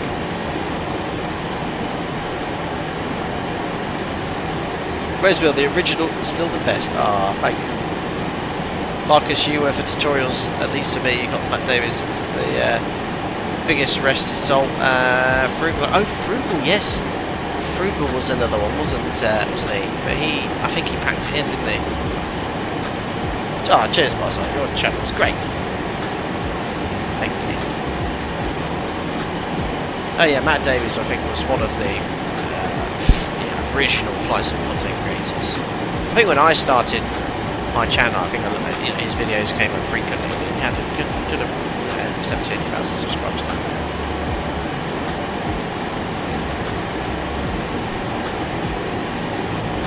Yeah, a frugal. I had his videos pop up there, and I think I saw he uploaded a final video saying, you know, I think YouTubing, being a full-time job, was taking its toll on him. He had to sort of give up for personal reasons. See, this isn't my full-time thing. Could I do it full-time? You know, I think I try to balance everything as best as I can. You know, full-time airline pilot, days off. I've got. I better announce. Should I announce this now? The members know. Yes. Personal news, and I'll make a post when it does happen. But I'm having another baby. Not me personally. Our second is due in the next few months. So yeah, I did tell the members. So there you go. I've told 200 people there as well. So yeah, my wife and I mentioned it. We said we'll mention it now because it's not long, and I nearly let it slip a few times. So our daughter is 15 months, and second is here. Put it this way: we're going to have 2 under 2. It's going to be carnage in the FlyJSim household. So look, I've got to balance all that. It's going to be very, very hard work. So yeah, a little boy, ladies and gentlemen. I have a daughter and a boy. Very lucky, one in each. So two sprogs. Joe's doing very well. She's doing very well, and that's the most important thing. Thanks, guys. Thank you. Yeah, we decided to make it. I let the members know a week ago or so, because I think in a couple of streams I almost let it slip, and a few people cottoned on, and emailed and commented. I was like, oh, I better just say it. Where's Will? Yeah, it will be fine. 2 youngsters will look after each other. I think it's just the first couple of years when they're both not resting very well. I mean, to be fair, our youngest, well, it's our daughter, she's very, sleeps very well at night, so very lucky. Jack, yeah, you've been a busy man, especially the last few weeks. Biscuit, one of each, the best thing ever happened to us, absolutely, and I have to wholeheartedly agree. You know, I better do some work, guys. 5 miles, 5 minutes, stop. Having children is life changing. It completely changed your perspective on life. It's hard work. Your life's never going to be the same again, but my God, I wouldn't turn it back for anything else. You know, it's lovely to come back to. You know. Cheers, Harry. Congrats from Cornwall. Thanks, buddy. Who needs sleep anyway? I won't wish you. Right, I better do some work. We've got 4 minutes till top of descent, but guys, it's a UNS FMS which has the ability to allow even this Sperry autopilot to fly an RMP approach, and all you have to simply do is continue the approach. Once the UNS sequences to the initial approach fix, you get a message here which basically enunciates approach. I think it's here somewhere. It'll come up somewhere. Approach. Can't see that. Yeah, APP. Once that's engaged, you can select auto approach, and it will fly the localizer and glide path, and you get all the correct indications, which is pretty cool as well. So that's what we're going to do, and essentially the descent's going to be managed laterally by the UNS. Vertically, we obviously have to use control or steering, but we're going to continue descending towards Yankee Bravo Kilo, which I'm use a backup now and make it the active VOR. Bakeley VOR is 14.5. That's active. Box 1 and box 2. There we are. RMI swinging round, and we've got some DME here from Bakeley, so that's something that's backed up. But essentially, once we get to ACLAM, it's going to manage the navigation for us. Oh, there's a weather update. Thanks, X-Plane. Oh, and there's another one. To make our lives as easy as possible, I do not want to fly CTA, so what I'm going to tell the FMS is to be level at Pelbo, which is the platform altitude where it's recommended to be at 2,000 feet. Anyway, I'm going to make this hard, but I'm going to tell the FMS, look, Pelbo, put me at 2,000 feet, please. enter 2,000 feet, and actually that's going to bring my descent a little bit closer. 1 minute 14,000 feet, 1 minute 13 miles to go. Confirm the message. So now the VNAV guidance in the UNS, which you have to follow yourself manually using CWS and pitch, is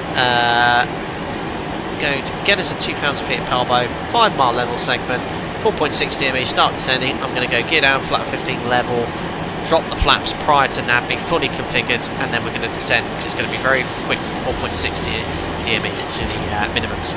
512 feet on this approach, with 980 feet indicated. So I'm going to set 980 as a reference here. I'll just basically set it to 1,000. So 1,000 feet, guys, on the altimeter. If I'm not visual, I'll have to do the standard mist approach. The standard mist approach being straight ahead to Tadut, and it's 2,000 feet. Now, because we're so far north, everything's referenced to true north as opposed to magnetic. So, regardless, it doesn't matter. The UNS, just let it do its thing. No terrain issues, it's flat. Familiar with the aerodrome environment. I don't know what... I noticed this. It said RCAP. Is that something to do with Canadian restrictions or Canadian chart? I'm not sure, but I need to look that reference up. Anyway, that's what we're going to do. 2 miles to top of descent. I'm going to set this platform altitude of 2,000 feet. There's no terrain issues between here and Baker Lake.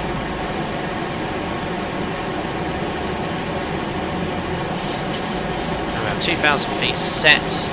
In VNAV path already. Turn off out hold and simply start pitching down to maintain a rate of descent of about 2,300 feet per minute. So here we go. Start reducing thrust to maintain about 7.4. There we are. We're down. Or going down, I should say. Cool. So, here we can monitor our vertical paths. I'm a little bit high, so I'll just pitch down ever so slightly more. Stay on path as actually as possible. A little bit more thrust off.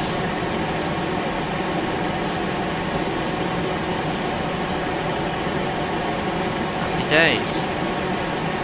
Pitch it down a little bit more just so my vertical deviation starts decreasing. Whoa, speed! Yeah, target VS 2,600. Doing about 3,000, that should come back. I'm going to have to carefully manage the speed because it's running away here. Oh dear. It's a bit late descending, but with the speed brake we can quickly recapture our path as required. Seems to be nicely holding decimal 7.8. Take it. Cheers guys, I think I just missed chat there. Lots of lovely messages coming in, thank you. Cheers Kanopki. Yes, the kids, you learn they are in control, not you. Back for training, 8 miles. Was I a bit early? Did I miss top of 10? Hey, I think I missed it because the vertical deviation, I'm high at the moment. We'll take it though. Look at this, it's holding the speed nicely, about 2,500 feet per minute. 2 tons. He's wearing similar apparel to you today. Oh yes, I got my green and blue checkered shirt on. I was wearing this in the sim. I've not changed for the stream, guys. Westwell, has this got a release date yet? Tomorrow, Friday 12th. Oh yeah, 300 knots syndicate. No problem. Getting high though, so I might just pitch down ever so slightly more.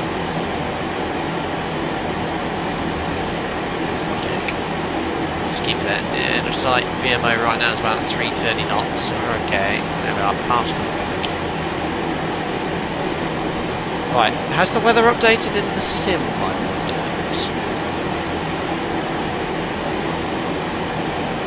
16 minutes ago, an update. Overcast 1500. Good. Okay. Cloud-based wise, that's fine. The wind, not so much. What's the crosswind component there? It's going to be for runway 34. Doesn't even tell me there. Someone do some quick mathematics. I think it's within less than 33 knots. Yeah, definitely. We'll be okay. Visibility overcast 1,300 feet. I'll take it. The minimum's here 1,000 feet. So 600 feet above the ground. We need to be visual, so we should be fine in that regard. Alright, cool. look at that. Nice attitude we're descending at. But we have idle thrust. Descending at 3,000 feet per minute. 310 knots. I love it. And the path's coming back. This is to have us level at 2,000 feet at Pale though. Weswell, nice. Really looking forward to this one. And my dad used to work for Sperry, so I have to get it from the autopilot. No choice. Oh, that's cool. Are Sperry still in existence? Are they still making autopilot equipment? Guys, if you've just joined the stream, welcome aboard. We've just started our descent into Meadowbank Gold Mine at Gravel Strip, which receives real-world Nolinor flights, which we're operating as today, to bring all the miners and prospectors, I guess, into Meadowbank, having departed Yellowknife a little over an hour ago. Sparrow is absorbed by Honeywell. Amazing DV Bucks, and welcome to the stream. You purchased the FlyJSim aircraft 11 years ago. Amazing. Well, you can enjoy it all again in Explain 12 from tomorrow.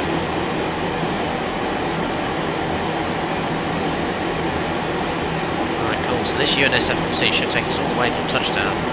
Oh, still getting a bit high. Yeah, my rate of descent's just decreased slightly, so let's just pitch down back to around 3,000 feet per minute. And there we are. So vertical deviation's now coming back. Just keep an eye on the indicated airspeed. VMO's 350 knots now, so I can accelerate a bit. 4,000 feet per minute. Love it.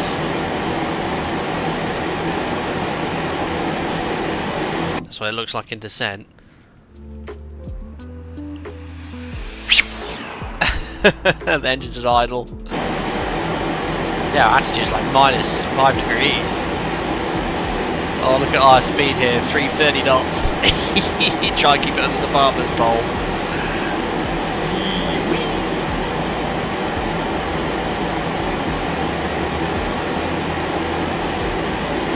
There we are, now we're below path by 400 feet, great. I'll pitch up slightly just before I exceed VMO. Don't mind being slightly below path. Let's go to around 2,000 feet per minute. Yeah, just making lots of little pitch inputs with the controller steering. Good, 2,000 feet per minute. Slowly bleeding off the speed now.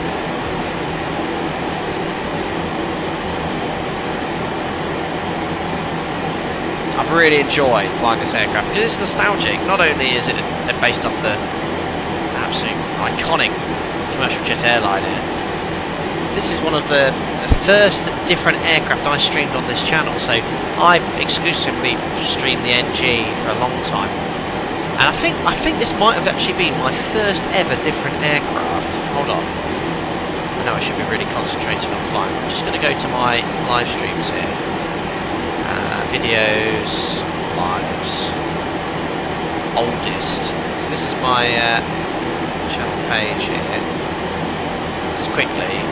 So live streams, oldest. My first live stream was 8 years ago. Zebo. There you go, look. Oh my gosh. 3, 6, 9, 12, 15, 18. It was this, look, 7 years ago, my 20th ever live stream was the 737-200, 45,000 views now. You'd explain level, look at all this. Oh my goodness me.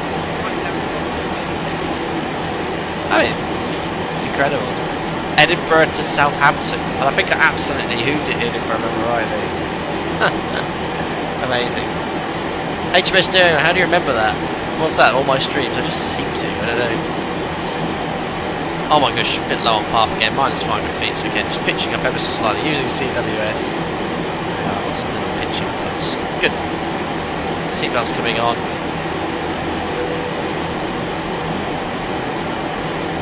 I reckon when you descend, should you maintain the map number or indicated airspeed? So if you're initially descending from a high altitude... Oh my gosh, am I? Oh no, I'm over Baker Lake. Gosh, I thought I was turning base leg there. No, I'm overhead Baker Lake going to Algam.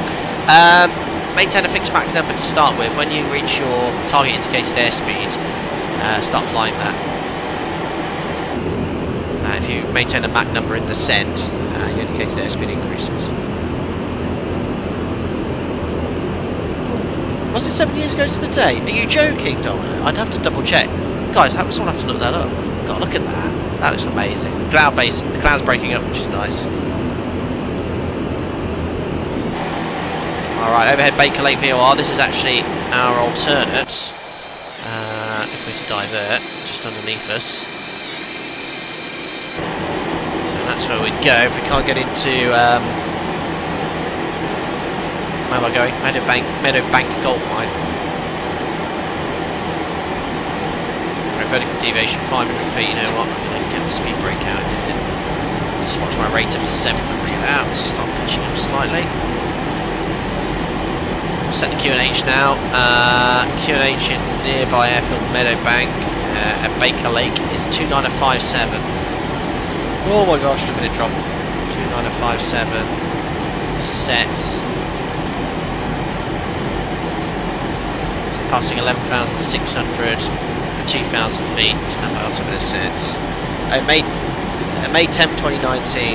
I remember that because I was based up north as a captain. I was quite a new captain, and I was piloting that stream on my on the flight back to from Edinburgh. I remember that.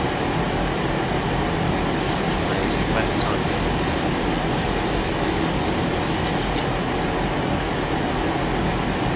Okay, cool.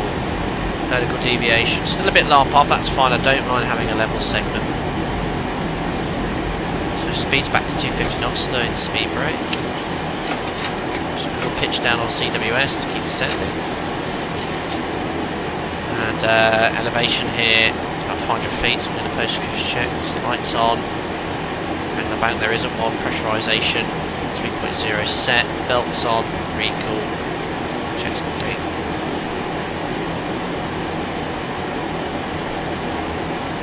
Jeffo, did you get a chance to check the long-range cruise charts?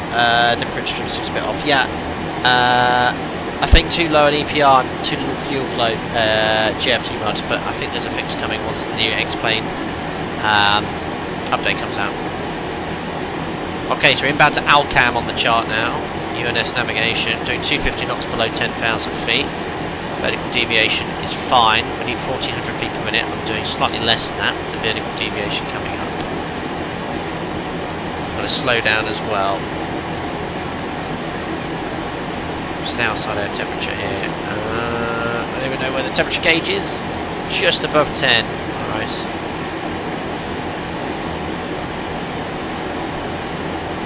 Enough speed, yeah, it's LPV approach. Yeah, exactly as Amy's just said. So we can fly this down to LPV minimum. We don't even have LPV the option to do that. So this has the ability to follow ILS or virtual ILS, which is an expensive option called integrated approach navigation on the NG and Max, which we don't even have. We have to use LNAV VNAV minimum. But all modelled and all accurate as per the real aircraft. And we have all Amy to thank. She is a jack of all trades. Alright, into the soup we go, guys. Next time we're going to see the ground is hopefully with a gravel strip, but it'll be somewhere out of, what's the crosswind here? 340. Yeah, it'll be out of our left window. The runway will be here somewhere. Goodness me.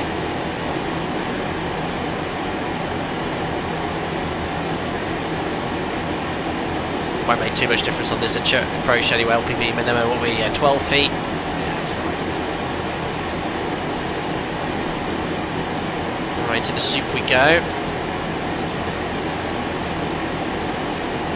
Cam coming up. Fuel situation's fine. We're 4 tons. So obviously it's not burning quite the right amount of fuel anyway. So with the extra fuel we took and saved, we've got at least another. We can get a couple more approaches in if we have to. On the overlay. Alright, cool. Getting a bit high now, so I just want to use speed brake. Let the aircraft's rate of descent increase. Remember, I have to level off manually here. Set the button cards in the approach. We use flat 40 today. I don't know if it was approved with a gravel landing, I have no idea, but I want the. Actually, you know what? I'm going to go flat 30. We're so light. Yeah, flat 30, set bugs. Or 21 VREF. Just a little bit of turbulence. It's going to get really bumpy as well with that wind. 34 knot winds. Evening, Joe. Hope you're there. Hope you're there. Hope you're well. I hope you're there as well. But hi. Right, pitch up slightly. Let's do 1,000 feet per minute now. Still got the speed brake out. Just want to get the speed back to around 200 knots.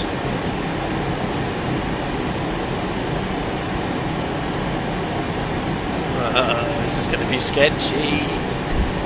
It's already getting a bit bumpy. Oh dear, oh dear. This DME here is based off the Baker Lake VOR, so it's irrelevant to our approach. Oh gosh, getting a bit low now, 600 feet low. I don't want to get... Well, I'm not going to go below 2,000, which is the MSA anyway, so there's no terrain issue, but I only need to do 1,000 feet per minute now. Speed brake out. Thanks for your subscription there. Captain Crunch 72, welcome aboard.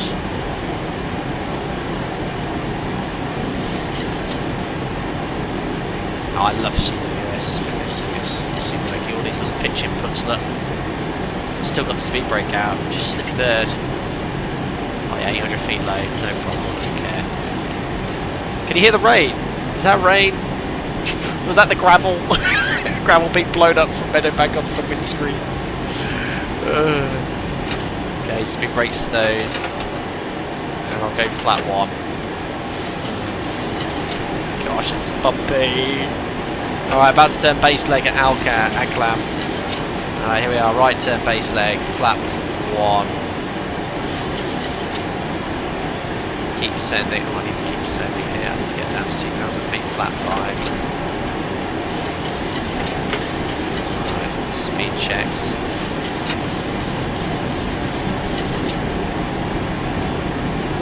180. Keep ascending on a lovely 2,000 feet level segment, please. Oh, this is hard work. I'm pitching using CWS, trying to maintain 180 knots with idle thrust. Hopefully sort of climbed. It's overcast at 1,100 feet now. Oh my goodness me! The turbulence! I've got 8 miles now, so I've got plenty of time. We only need 800 feet per minute to be level at the next restriction. Oh my goodness me. Fine. I can't really look at it. This is an airplane you can't go and do views at. Oh God. Waving around in soup. Oh my goodness me. One to go. So I've got to level off manually, remember. 8 degrees, engine anti-ice on. Oops, don't forget to do start switches first. I don't know if I'm going to see anything. Don't get anything on the car, but she's new.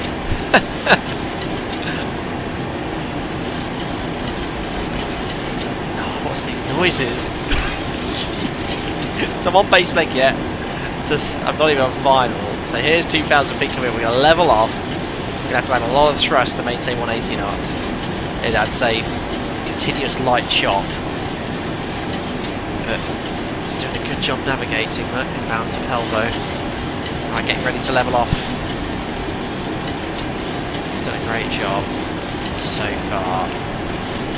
Alright, pitching up now. Pitching up, adding thrust.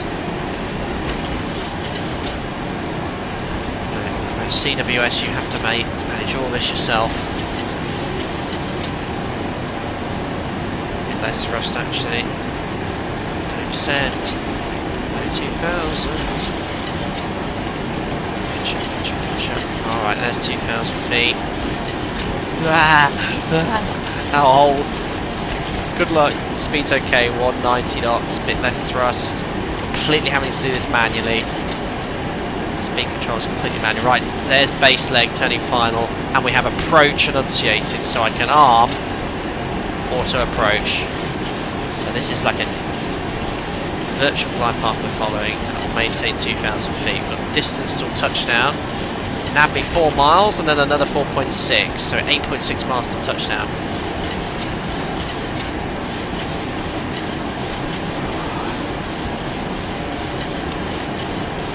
We got it, Amy, it's all good. So far so good. Oh gosh, lighting changing in the sim. Ah!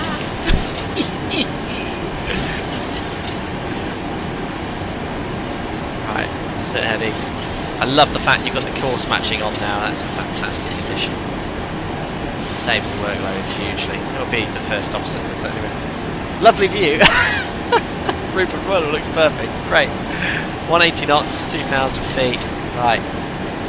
Nabby's coming up in 3 miles, so gear down. Flat 15, match speed.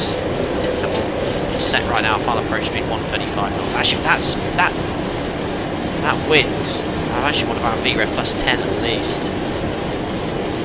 160 knots for flat 25, yeah, that's fine. Speed check for flat 30, 185 speed check flat 30.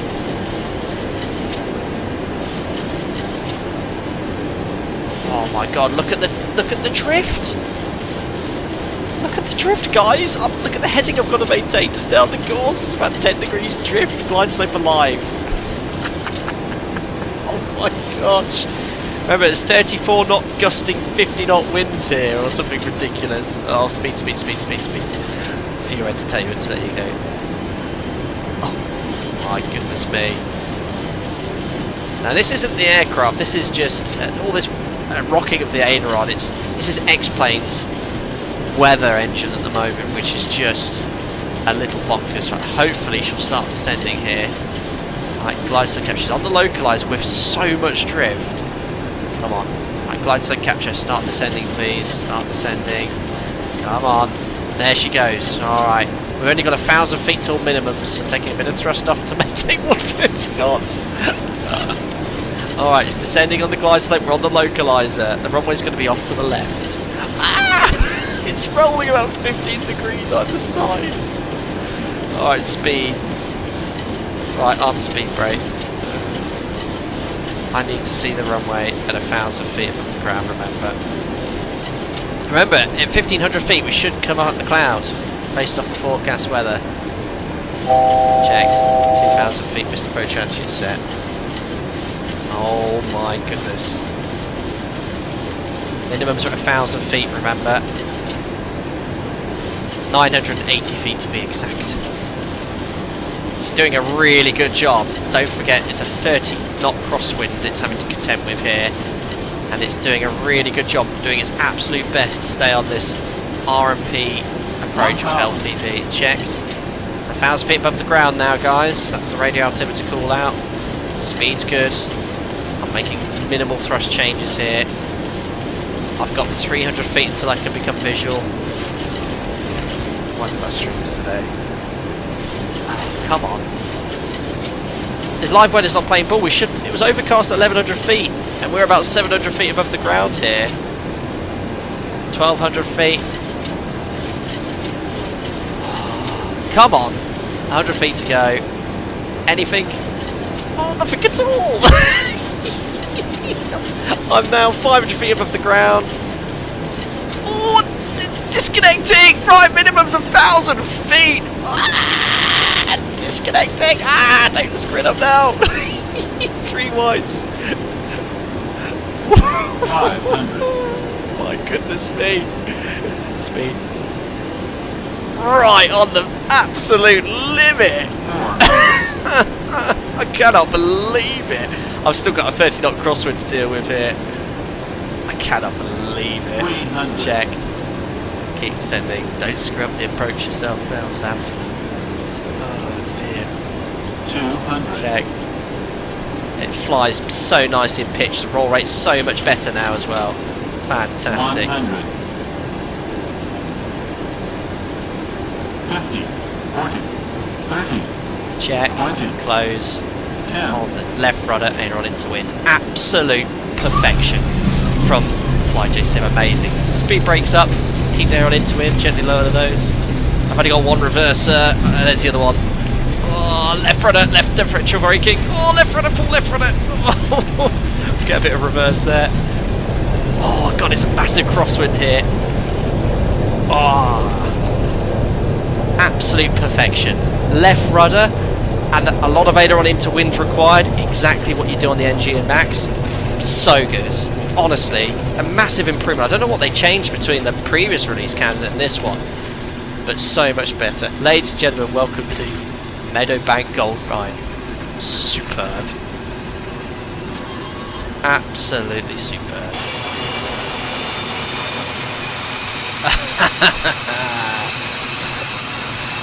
Oh, don't forget you're on gravel, she'll understeer. Oh, amazing. Oh, the gravel kit did its job. Oh, cool. Now, for the replay, guys, I'm going to leave the flaps up just for the landing. Amazing. I cannot believe the minimums for this approach was 980 feet and 1,000 feet we came out the cloud. Unbelievable. And what's the wind here right now in the sim? 360 at 25 knots, and it was runway 34, but it felt like a stronger crosswind than that. Credit to FlyJSim, because these are horrible, gnarly weather conditions in the sim, and the aircraft flew the RMP approach really realistically. And it's just the perfect blend between classic flying and the functionality to allow you to fly this in modern airways. You know, you've got GNS capability, or the ability to fly RNAV approaches. You've still got the oldest, most basic autopilot available with no pitch modes except elevator and control steering, and the ability to follow a glide path. Fantastic. One of my favourite add-ons now. Super. Right, I'll do some sort of taxi inflow. Yeah, oh yeah, there's no taxiway here, guys, so basically we're going to backtrack this gravel strip, and there's a little bay here to park on. And this is freeware scenery, information's in the video description below, and where you can get it completely free to download. Dimitri, where can one buy this bird? It will be available tomorrow, 12th of June, I guess from the X-Plane store. I think that's where the only place it was available before, so there we are. Oh, need to hurry, another 732 on fire. Oh my gosh! Nolinor 7372 vacating runway 34. Brake, brake, brake, brake, brake. Can you hear those brakes? And also, the gravel, if I go out as max manual braking there, it definitely feels like I'm not on the tarmac runway. Thanks for the heads up there. I nearly screwed up someone's landing. Well, now he's going to have dusty gravel sprayed onto his fuselage. Oh, so cool.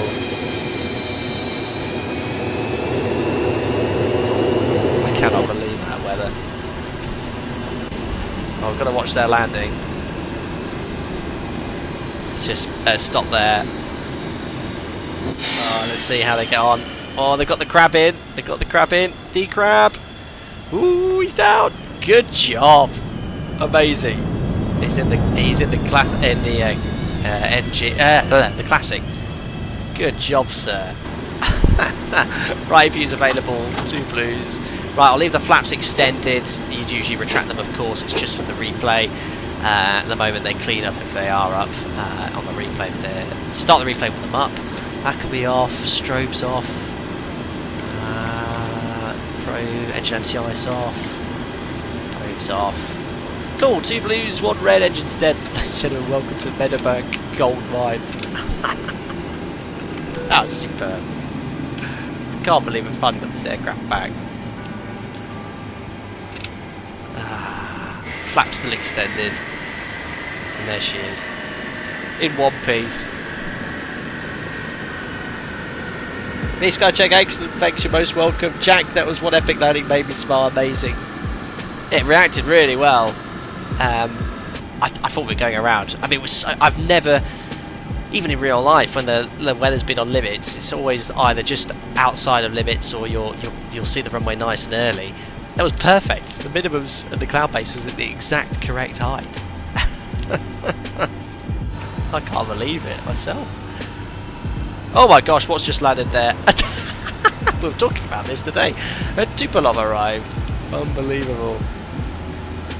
Oh yeah, I didn't do anything on Unicom. I completely forgot I was on VATSIM. It was a busy enough approach. There we are. Amazing. Well, I can't believe that. Look at that windsock as well. That was so windy. Quarter page just came in and watched the landing. Why did you only have 1 reverser? I think, I don't know, did I misselect it? Not sure. it worked fine once I reselected it. But, let's have a look there. I've got no hydraulics now, so I need to open the grounding connect switch and see if it works now. I don't know if it works with electric hydraulic pumps. No, it doesn't. But yeah, I think I only clicked one reverser. I then managed to remember to select the other one, and it worked. He's a long way from home, that too, unbelievable. Anyway, we'll log off of FlyJSim regardless, thanks to all the people that took part today. Unbelievable. Give it the beans, extra crosswinds. Yeah, it worked. Speed was nice. Ruben, yeah, thanks for your message regarding the 732 on short final. That was close. HS, you didn't fight to work for Nolinor in the post. Fantastic. Butter on gravel might still feel a bit bumpy. True. Yeah, it was bumpy on the roll. That was for sure. Amazing. Sam Heaton, we just joined. Hope you enjoyed the landing, buddy. Thanks for popping in. Superb. Well, there we are, guys. Another sector of the FlyJSim 737-200. I think I might record a full video tutorial in this if someone's interested in flying it. There seems to be enough people watching the streams and interested in this aircraft, and I don't record many videos, but maybe a full flight tutorial. There'll probably be some things I don't exactly get right, but maybe it'll be beneficial to anyone who's looking in getting this aircraft. There we are. And it's available tomorrow, Friday, 12th of June. Great aircraft to add to your library. Jack's offering a good discount if you previously purchased the aircraft for X-Plane 11 as well. All the information's in the FlyJSim Discord server, and no doubt it'll be in your latest FlyJSim news outlet as well regarding the release of the information. But it's always been a channel favourite. We've flown it several times before in the past. It's been years and years and years since we've flown it, and second time now this week, and it's been so much fun. It's really rewarding to fly, but there we are. We're out for you to fly tomorrow. Anyway, I think the overlay all worked today as well. That's great. So what I'm going to do now, I've already logged off the FlyJSim network. I think what I'd like to do is actually take this on a busy FlyJSim event with other traffic.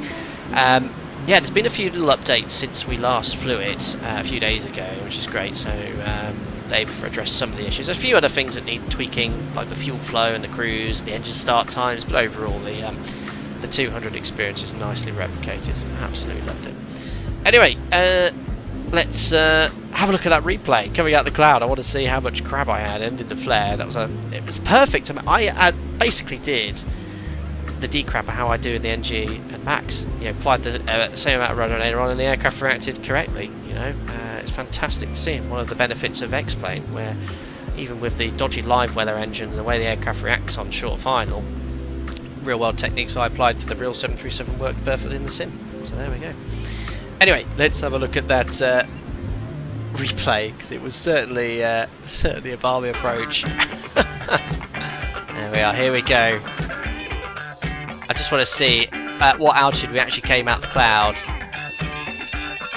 So here we go. I think the weather's slightly improved now, because this is showing 1400, but it was bang on 1,000, wasn't it?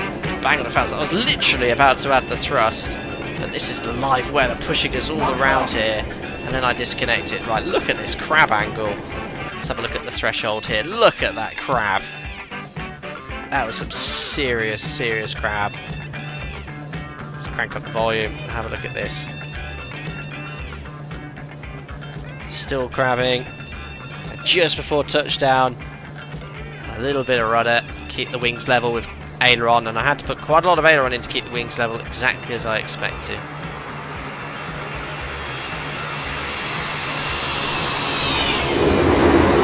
There we are. Still crabbing, still crabbing, still crabbing. Left rudder, aileron into wind to keep the wings level. Yeah, it looks like the bucket opened and then closed for some reason. It could have been a little bug with X-Plane. And I think I realised, and there you go, reopened the bucket. And I did drift a little bit off to the right hand side, but at that point I had left differential braking on to try and come back in there. But that's the wind trying to push us off the centre line. Look at all that dust.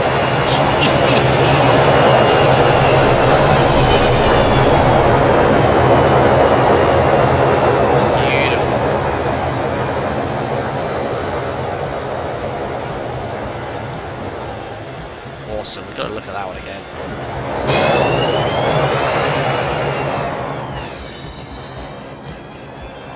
Look at that windsock. Ah, nice pretty grass. I think this is actually part of the add-on as well. I think I've installed another plugin as well for that grass. Oh, look, I mean, the aircraft's basically pointed towards the camera. Oh, look at that crab. D-crab.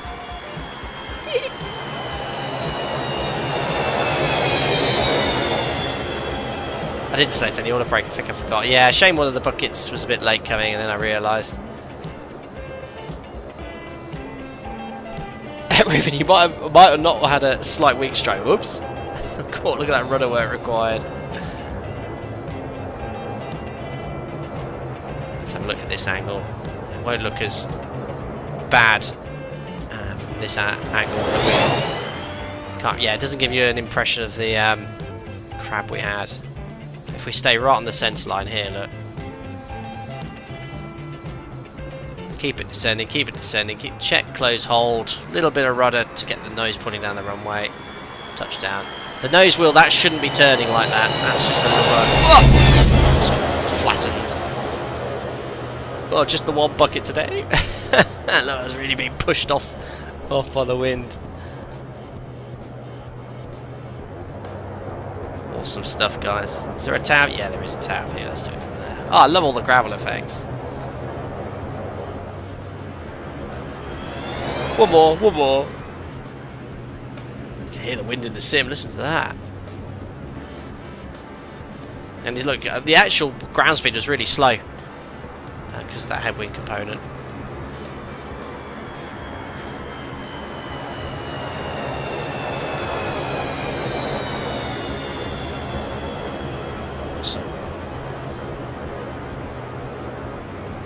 Well, another safe, I'd say, Alpaca Airways flight, but no Nolinor flight today. There we are then. Yeah, let's put you in that view for the approach. Got just out the soup in time, just to be visual. Oh, that was interesting. That might have been an X-Plane map enhancement issue with the scenery, but there we go. God, look at the roll inputs as well. It was chopping. There we are. Well, perfect. Well, once again, thank you very much for tuning into another FlyJSim live stream. Once again, thank you to FlyJSim for giving me early access to stream this very, very incredible add-on. Very excited that you guys have the opportunity to fly it from tomorrow. Enjoy your classic sectors. Come check out Canada and fly to Meadowbank Gold Mine. Completely free scenery to download for this. Very exciting. But enjoy the flexibility this aircraft gives you to operate lots of real-world sectors and to some challenging destinations as well. Anyway, thanks to everyone that contributed to today's stream, to all the members for your continued support.